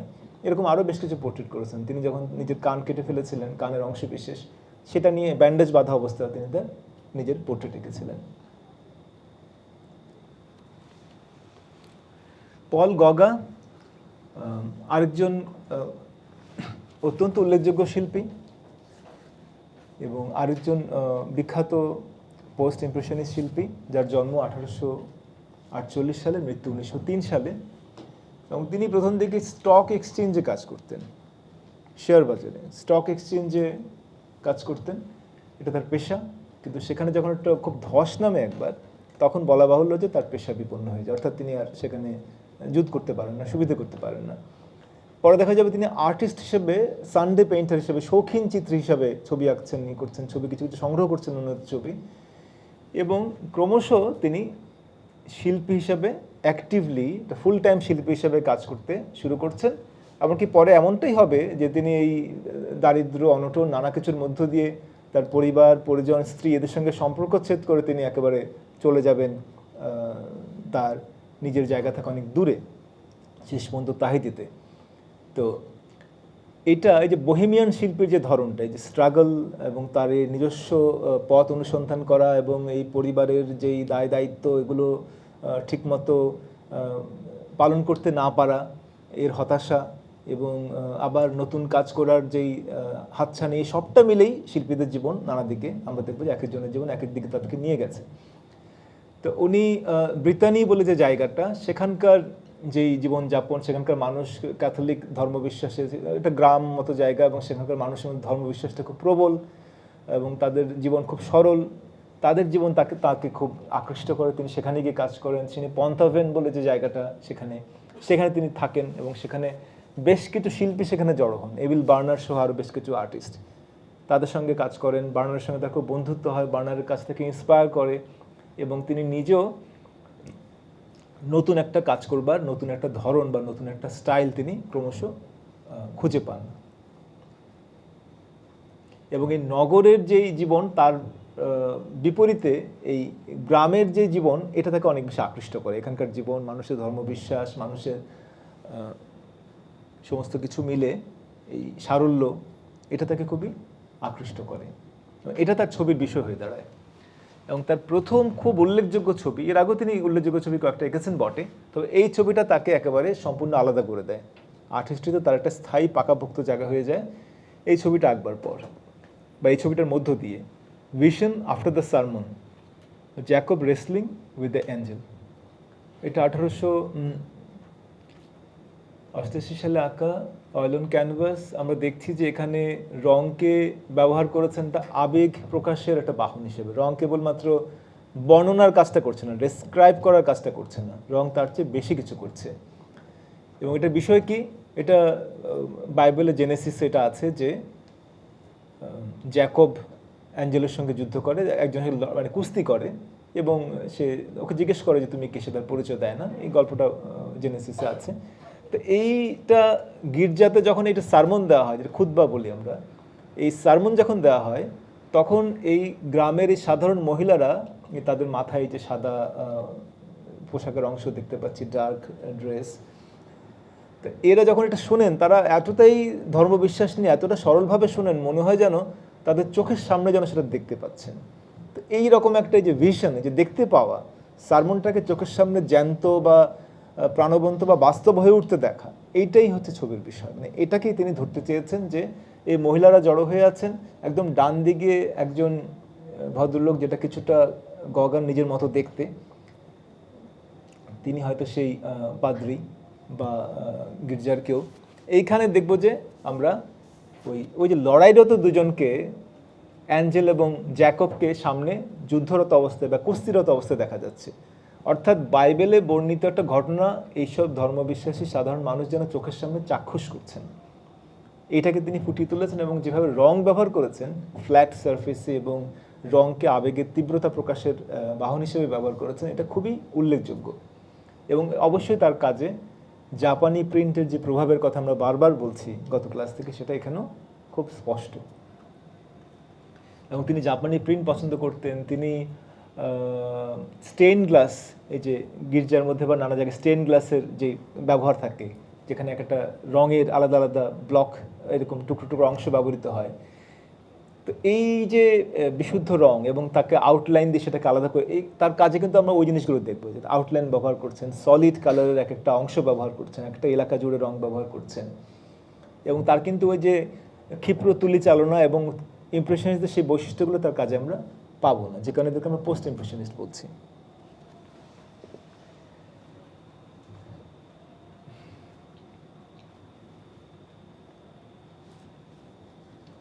দ্য ইয়েলো ক্রাইস্ট, হলুদ যিশু, এটা আরেকটা খুব বিখ্যাত ছবি। এটাও 1889-এ আঁকা। এবং এটা মনে হচ্ছে যেন এই যে ব্রেটন বা ওই ব্রিতানিয়া অঞ্চলের মহিলারা যে আছেন, এই যে ডানে বায়ে সামনে, এদের সামনেই যেন যিশুকে ক্রুসিফাই করা হচ্ছে, তাকে যেন এখানেই ক্রুশবিদ্ধ করা হলো, এরকম মনে হতে পারে। তিনি এই জিনিসটাকে এমনভাবে উপস্থাপন করেন বিষয়টাকে, যে মনে হতে পারে যে এটা একদম খুব একটা এদের জীবনের একটা অনুষঙ্গ বা জীবনের একটা অংশ। এবং এটাতে আমরা দেখব যে এই যে রঙগুলো, হলুদ, লাল, সবুজ, এই বিভিন্ন রঙগুলোর সঙ্গে যিশুর যে গাত্রবর্ণ, তার যে বডিতে যে ইয়েলোটা আছে, এটা তার সঙ্গে একটা অনুরণিত হচ্ছে সেখানে। এবং এই প্রকৃতি এবং যিশুকে তিনি একাকার করে দিয়েছেন। এবং এই সামনের ব্যাকগ্রাউন্ড এবং ফোরগ্রাউন্ডকে, এবং কালারের ব্যবহারটা খুবই উল্লেখযোগ্য, যে এই রঙকে তিনি বর্ণনার জায়গা থেকে ব্যবহার না করে তিনি আবেগ প্রকাশের বাহন হিসেবে ব্যবহার করছেন, যেটা খুবই তাৎপর্যপূর্ণ ছবির ভাষার পরিবর্তনের ক্ষেত্রে। একটা ছবির ভাষা কিন্তু পাল্টে যাচ্ছে। পোস্ট ইমপ্রেশনিস্টদের হাতেই আমরা দেখবো যে অনেকগুলো বড় পরিবর্তন সূচিত হয়েছে। তো পোস্ট ইমপ্রেশনিস্টরা আরও কয়েকটা গুরুত্বপূর্ণ চেঞ্জ বা বদল নিয়ে আসলেন ছবির ভাষার ক্ষেত্রে। 1891 সালে গগা তাহিতিতে চলে যান, সেই প্রশান্ত মহাসাগরীয় দ্বীপপুঞ্জ, পলিনেশিয়ান আইল্যান্ড, সেখানে তাহিতিতে চলে গেলেন। এবং সেখানে তিনি জীবনের শেষ পর্যন্ত একাধিক দফায় তিনি সেখানে কাটালেন। এবং সেই দ্বীপে গিয়ে তিনি এই তাহিতের মানুষের দৈনন্দিন জীবন হচ্ছে তার ছবি, তাদের জীবন, তাদের দেবদেবী, তাদের বিশ্বাসের জগৎ, তাদের বিগ্রহ, তাদের নারী, তাদের পুরুষ, তাদের শিশু, তাদের জীবনযাপন, নানা প্রাণী, উদ্ভিদ ইত্যাদি তার ছবির বিষয় হয়ে যাচ্ছে, এবং যেখানে ফিগারগুলো খানিকটা বা অনেকটা সিম্পলিফাইড, অনেক বেশি সরলীকৃত, অনেক বেশি, আমরা যদি এই যে মেয়েটি আছে সামনে এবং পেছনে আরও কয়েকজন, এদের যেভাবে তাদেরকে আঁকা হয়েছে সেটা যদি দেখি, অনেক বেশি সরল তাদের জীবনযাপন, অনাড়ম্বর। এখানে ঠিক ফরাসি জীবনের যে আমরা লোথরেকের ছবিতে দেখলাম বা অন্যান্য শিল্পীদের, ওটা এখানে পাওয়া যাবে না, এটা তার থেকে অনেক দূরে, এবং তার এই জীবনযাপনটা জায়গাটাই সম্পূর্ণ আলাদা, সম্পূর্ণ ভিন্ন। তো এইখানে আমরা দেখবো যে এবং রঙের ব্যাপারটা অনেকটা অনেক নাটকীয়, অনেক খুব প্রগাঢ় একটা অনুভূতি সেটা আমাদের মধ্যে সঞ্চার করে। এবং এই যে প্রিমিটিভ কালচার বা বিভিন্ন আদিবাসী সংস্কৃতি দ্বারা অনুপ্রাণিত হওয়া, যেটা 20th সেঞ্চুরির মডার্ন আর্টের একটা খুব বড় জায়গা, যে ট্রাইবাল আর্ট থেকে প্রিমিটিভ আর্ট, যেটাকে আমরা অনেক সময় বলি, বা এথনিক আর্ট, এটার ইন্সপিরেশন নেওয়া, যেটা পিকাসো, ফব এবং আরও অনেকেই নিয়েছেন। তো গগা কিন্তু প্রথম শিল্পীদের একজন যিনি এটা দ্বারা ইন্সপায়ার্ড হন, পিকাসোদের আগে, ফবদের আগে। এবং এই খুবই এই একটা স্বর্গের মতো একটা যে জায়গা এদের চোখে, সেই জায়গায় তিনি দীর্ঘদিন থাকছেন, এবং কিন্তু শেষ পর্যন্ত কিন্তু তিনি সেখানেই অসুখ বিসুখ আক্রান্ত হন, তার সিফিলিস হয়ে যায়, তিনি দারিদ্র্যের মধ্যে পড়েন, তার স্থানীয় চার্চের সঙ্গে নানা ধরনের বিরোধ দেখা দেয়, তিনি স্থানীয় মানুষদের স্বার্থ সংশ্লিষ্ট নানা পদক্ষেপ নেওয়ার চেষ্টা করেন, কর্তৃপক্ষের সঙ্গে তার নানা বিরোধ দেখা দেয়। এইসব নিয়ে তিনি স্বাস্থ্যগত কারণে, অর্থনৈতিক কারণে এবং অন্যান্য টানাপোড়েনের কারণে নানা ধরনের দুর্ভোগের মধ্য দিয়ে তাকে যেতে হয়, এবং শেষ পর্যন্ত খুব দারিদ্র্যের মধ্যেই 1903 সালে তিনি মারা যান।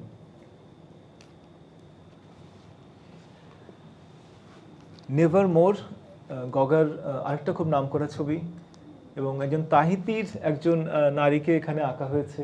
এটা একটা যে আমরা হয়তো মনে করতে পারবো যে আমরা ভেনাস অফ উরবিনো দেখেছিলাম এর আগে, আমরা অলিম্পিয়া দেখেছি, আমরা বিভিন্ন ওয়েস্টার্ন আর্টের নুডকে যেভাবে উপস্থাপন করা হয়েছে সেগুলো এর আগে ক্লাসে কিছু আলোচনা করেছি। এখানে আমরা দেখব যে একজন তাহিতিয়ান তরুণী, যাকে গগা এখানে যাওয়ার পর বিয়ে করেছিলেন, তো তাকে তিনি পাহুরা তাকে আঁকছেন। এবং এখানে দেখুন যে খাটের যে মাথার দিকে যে অংশটা উঁচু হয়ে আছে, এবং তার শরীরের মাঝখানে যে অংশটা, কোমর ইত্যাদি, সেখানে যেভাবে উঁচু হয়ে আছে, এটা এক ধরনের অনুরণন সেটা তৈরি করছে। এবং পেছনে দুজন মহিলা একটু রহস্যময়ভাবে, তাদের পুরো দেখা যাচ্ছে না, একজন তো পিঠ ফিরে যাচ্ছে আমাদের দিকে, আর বাঁ দিকে একটা দাঁড় কাক কিছুটা বলছে বা ভাবছে, সবটা মিলে একটা বেশ তীব্র একটা নাটকীয়তা এর মধ্যে তিনি তৈরি করতে পেরেছেন বা সঞ্চারিত করেছেন।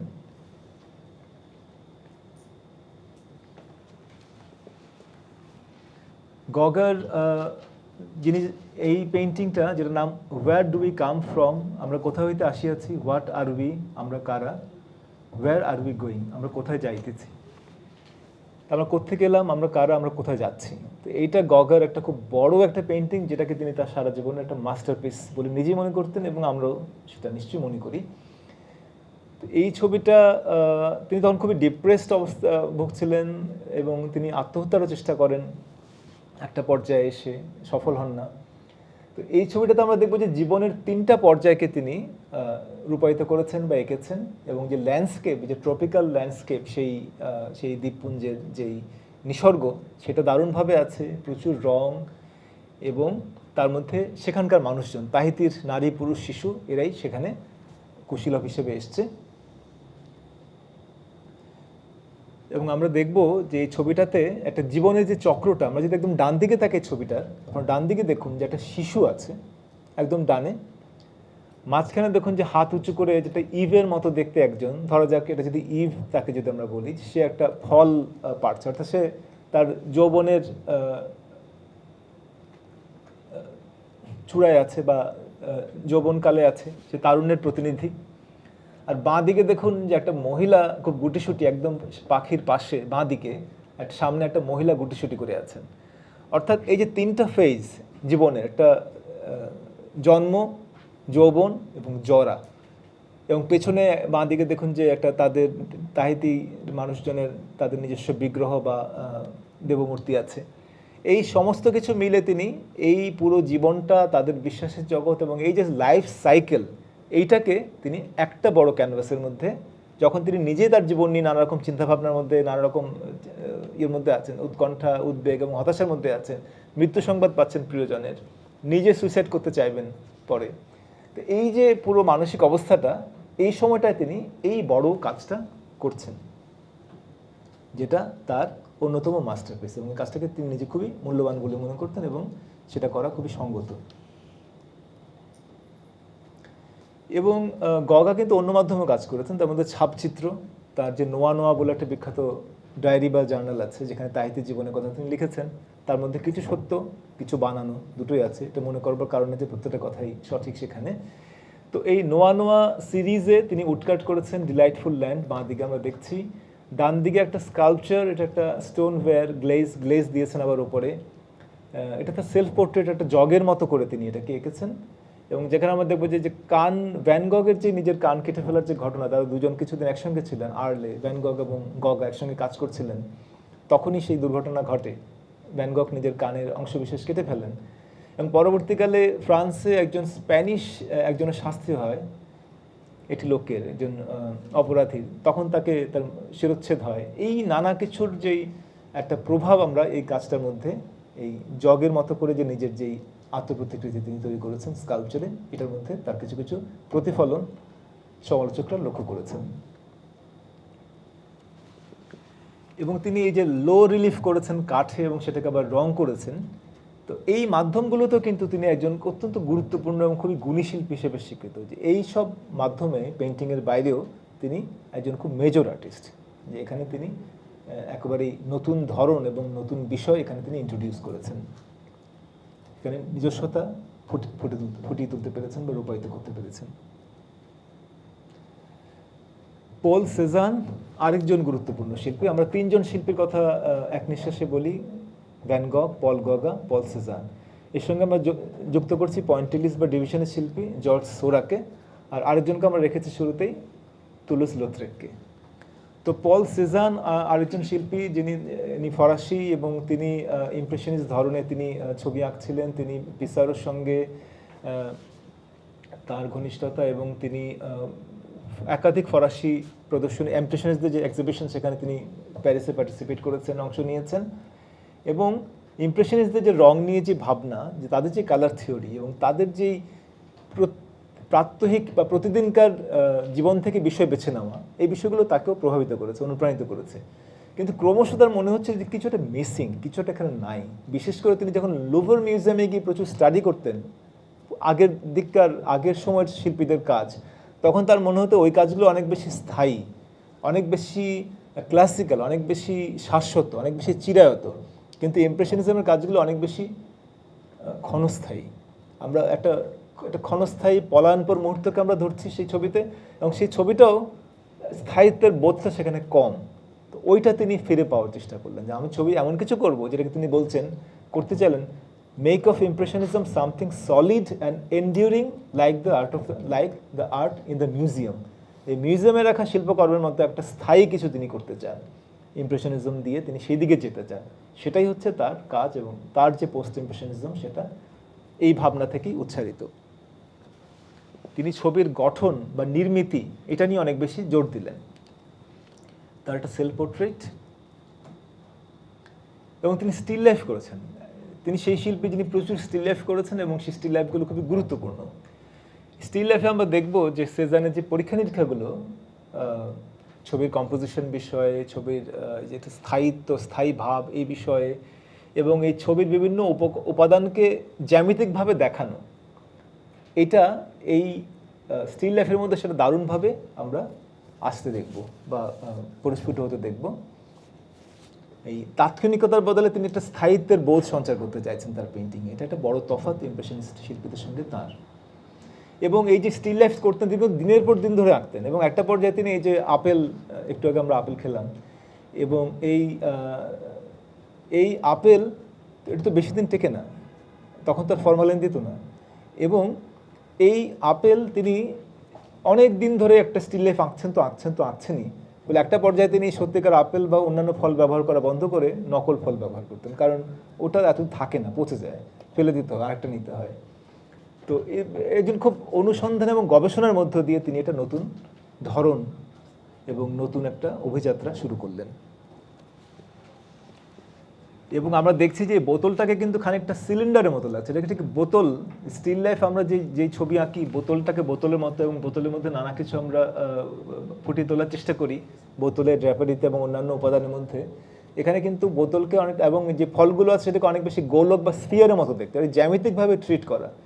এমিল বার্নারকে লেখা তার একটা বিখ্যাত চিঠি আছে যেখানে তিনি বলছেন যে প্রকৃতিকে আসলে আমাদেরকে সিলিন্ডার, কোন, স্ফিয়ার, বিভিন্ন জ্যামিতিক ফর্মের মধ্য দিয়ে দেখানোর চেষ্টা করতে হবে। প্রকৃতিকে জ্যামিতিকভাবে বিশ্লেষণ করবা, জ্যামিতিকভাবে ট্রিট করা, জ্যামিতিকভাবে দেখানো, এটা শিল্পীদের একটা বড় কাজ হবে, এটা তিনি মনে করতেন। এবং তার কাজের মধ্যে আমরা সেই ভাবনাটার রূপায়ণ দেখতে পাই, যেটা পরবর্তীকালে কিউবিজমের দিকে পিকাসোদের নিয়ে যাবে, পিকাসো বা ব্রাকের মতো শিল্পীদের, যেটা আপনার পরবর্তী ক্লাসে নিশ্চয়ই আলোচিত হবে। শুধুমাত্র আপেল দিয়ে তিনি স্টিল লাইফ করছেন, এবং কখনো কখনো স্টিল লাইফে তিনি একাধিক ভিউ পয়েন্ট, এটা কখনো মনে হবে একটু ওপর থেকে, একটু পাশ থেকে, একটু নিচ থেকে, অর্থাৎ মাল্টিপল ভিউ পয়েন্টস তিনি ইন্ট্রোডিউস করছেন তার ছবির মধ্যে, যেটা পিকাসোরা সেটাকে আরও অনেক বেশি বাড়িয়ে তুলবেন তাদের কাজে। কখনো তিনি ফলের সঙ্গে স্কাল বা খুলি রেখে এরকম স্টিল লাইফ করছেন, নানাভাবে করেছেন। কখনো একটা ঘড়ি রেখেছেন যে ঘড়ির আবার কাঁটা নেই। এবং ল্যান্ডস্কেপ, বিশেষ করে মন্ট সাঁত ভিক্টোয়ার বা মাউন্ট সেন্ট ভিক্টোয়ার, এই তার বাড়ির অদূরে তার এলাকায় যে পাহাড়টা, এই পাহাড়টার যে চূড়ো, এই পাহাড় চূড়োটা তিনি বারবার এঁকেছেন, জীবনে অসংখ্যবার এঁকেছেন, অনেকবার এঁকেছেন, এবং এইটা বিখ্যাত হয়ে আছে এখন তার ছবির কারণে। তো এই মন্ট সাঁত ভিক্টোয়ারকে তিনি বারবার এঁকেছেন, এবং এই যে লাইন, প্লেন বা তল এবং প্রকৃতির রং, এই জিনিসগুলোকে তিনি ইমপ্রেশনিস্টরা যেভাবে দেখছে তার বাইরে গিয়ে তিনি একটা চিরায়ত অনুভূতি দিচ্ছেন এবং জ্যামিতিকভাবে প্রকৃতিকে ট্রিট করবার চেষ্টা করছেন। সেই পরীক্ষাটা আমরা দেখব যে স্টিল লাইফে একভাবে করেছে, কিন্তু ল্যান্ডস্কেপে সেটাকে আরও জোরালোভাবে তিনি করছেন যখন প্রকৃতিকে আঁকছেন, এবং সেটাকে জ্যামিতিকভাবে বিভাজিত করে, বিশ্লিষ্ট করে, কিংবা দেখিয়ে তিনি একটা স্থায়িত্বের একটা অনুভব আমাদের মধ্যে সঞ্চারিত করতে চাইছেন। ওই একই পাহাড়কে তিনি বেশ অনেকবার এঁকেছেন, এবং আমরা দেখবো যে সেটার রূপায়ণটা পাল্টে, এবং সেমন একটা সলিড একটা ব্যাপার আছে, এটা কিন্তু ঠিক পলায়নপর মুহূর্ত বা তাৎক্ষণিক নয়, এটার মধ্যে একটা এক ধরনের রোবাস্ট এবং সলিড ব্যাপার আমরা পাবো খুব, এবং একটা স্থায়িত্বের বোধ, যেটা তিনি সচেতনভাবে এখানে আনতে চাইছেন। এটা দেখুন যে ব্রাশ স্ট্রোক, চড়াচড়া ব্রাশ স্ট্রোকে রূপান্তরিত হয়ে গেছে পাহাড় চূড়োটা, এবং তার নিজের জমি জিরের যা যা আছে, ল্যান্ডস্কেপ, আকাশ, সবটা চড়াচড়া অংশে ভাগ হয়ে গেছে, এবং এক ধরনের জ্যামিতিকতা আছে, একটা ত্রিভুজের আকৃতি হয়তো আমরা পাহাড়টাকে দেখতে পাবো, এবং দিগন্ত রেখাকে একটা তো সরল লাইনের মতো দেখতে পাবো, একটা হরাইজন্টাল লাইনের মতো, অনুভূমিক রেখার মতো, এই জ্যামিতিকভাবে ট্রিট করার প্রকৃতিকে, এটা তার ছবির একটা বৈশিষ্ট্য। এটা তার শেষ দিকের একটা বিখ্যাত কাজ, বেশ কয়েকবারই তিনি করেছেন এরকম লার্জ বেদার্স, বড় বড় ছবি, এবং যাতে এখানে স্নান করতে জড়ো হয়েছেন কিছু মহিলা নদীর ধারে, এবং এই ছবিতে আমরা দেখব যে এই ছবিটা যদি আঁকা হতো 200 বছর আগে, এই মহিলাদের প্রত্যেককেই খুবই আকর্ষণীয়ভাবে আঁকা হতো, এবং খুব নিখুঁত ডিটেইলে আঁকা হতো, এবং কিন্তু এখানে সেরকম কিছু করবার কোনো চেষ্টা করা হয়নি, কারণ এটা তার লক্ষ্যই নয়। তিনি আসলে ছবির কম্পোজিশন নিয়ে ভাবছেন, তিনি স্থায়িত্বের বোধ, শাশ্বত বোধ, ওটা নিয়ে ভাবছেন। আমরা এটা অনায়াসেই লক্ষ্য করব একটু তাকালেই, যেখানে একটা পিরামিড আছে, একটা ত্রিভুজ আছে, এই যে ট্রায়াঙ্গুলার কম্পোজিশন বা পিরামিডাল কম্পোজিশন, যেটাকে খুব একটা শক্ত সলিড বাঁধনি হিসেবে আমরা ধরি, সেটা আমরা ছবির পেছনে, গাছগুলো যেভাবে ঝুঁকে আছে, এবং মহিলারা যেভাবে একজন একটু পা এগিয়ে দিয়ে দাঁড়িয়ে আছেন বাঁ দিকে, এবং ডান দিকে দুজন আছেন, এর মধ্য দিয়ে কিন্তু ত্রিভুজটা তৈরি হয়ে উঠছে, এবং ছবিটা একটা স্থায়িত্বের বোধ দিচ্ছে। তো এইরকম বেশ কিছু কাজ তিনি করেছেন, এটা তার একটা শেষ জীবনের একটা আনফিনিশড একটা মাস্টারপিস।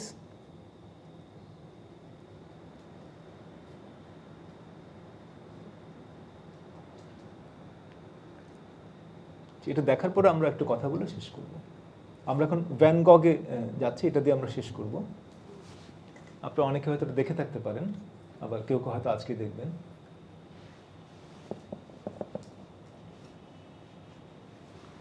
একজন তরুণ শিল্পী, সে একটা ভ্যান গগের এক্সিবিশন দেখতে গেছে।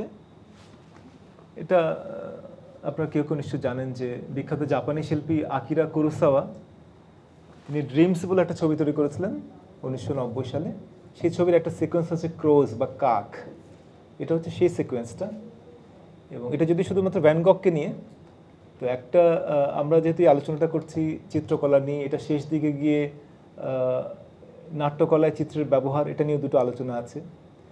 এবং এখানে আমি চলচ্চিত্রকে একটু যুক্ত করলাম এই সঙ্গে, যে একজন চলচ্চিত্রকার কীভাবে ভ্যান গগের ছবিকে কীভাবে দেখাচ্ছেন, কীভাবে সেটা দ্বারা ভাবিত হচ্ছেন, এবং কীভাবে এমন একটা অংশ তৈরি করেছেন যেটা দারুণভাবে আমাদের অনুপ্রাণিত করে। এই শিল্পী, তরুণ শিল্পী ভ্যান গগের ছবি দেখতে দেখতে ভ্যান গগকে খুঁজতে বেরিয়ে যাবে।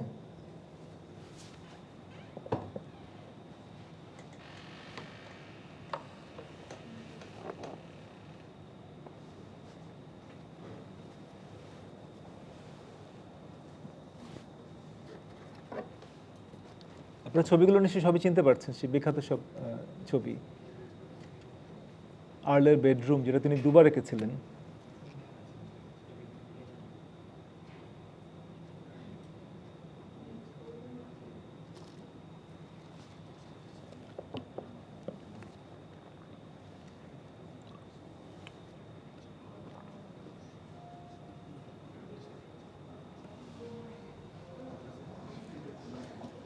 ছবির মধ্যে ঢুকে পড়লেন ভদ্রলোক।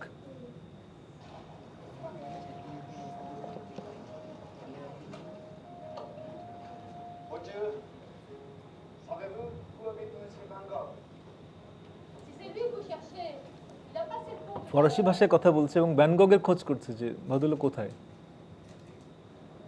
ভ্যান গগ এদিকটা ছবি আঁকতে আসেন।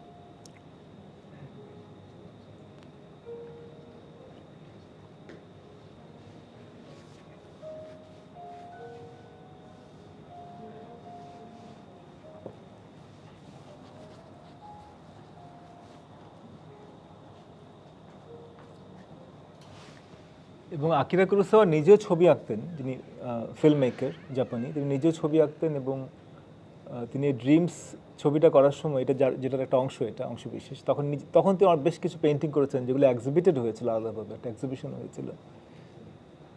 এবং বোঝাই যায় যে ভ্যান গগের ছবি তাকে খুব ইন্সপায়ার করতো, খুবই অনুপ্রাণিত করতো, যে কারণে এই একটা আলাদা অংশ তিনি একটা পর্ব তৈরি করেছেন। এটা একটা স্বপ্ন দৃশ্য।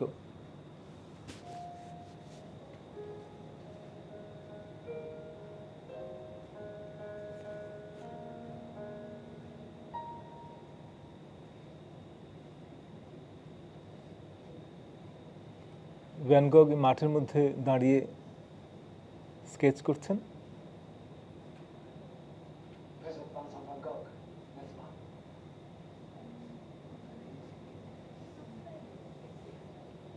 গিজ বলছে যে আপনি মিস্টার ভ্যান গগ? বলছে হ্যাঁ। তারপর কিছু কথাবার্তা হচ্ছে।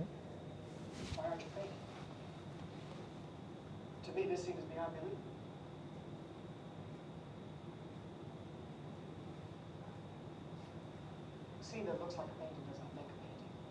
If you take the time and look closely, all of nature has its own beauty. When that natural beauty is there, I just lose myself. And then, as if it's in a dream, the scene just paints itself for me. Yes, I consume this natural setting.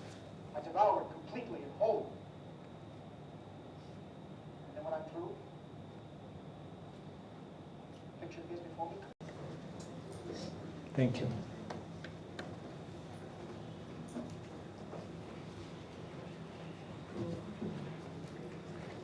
আপনাদের কোনো প্রশ্ন থাকলে বা এটা মানে পরে কথা হতে পারে ক্লাসের পরে, যদি এখন অনেক রাত হয়ে গেছে, 8টা বেজে গেছে।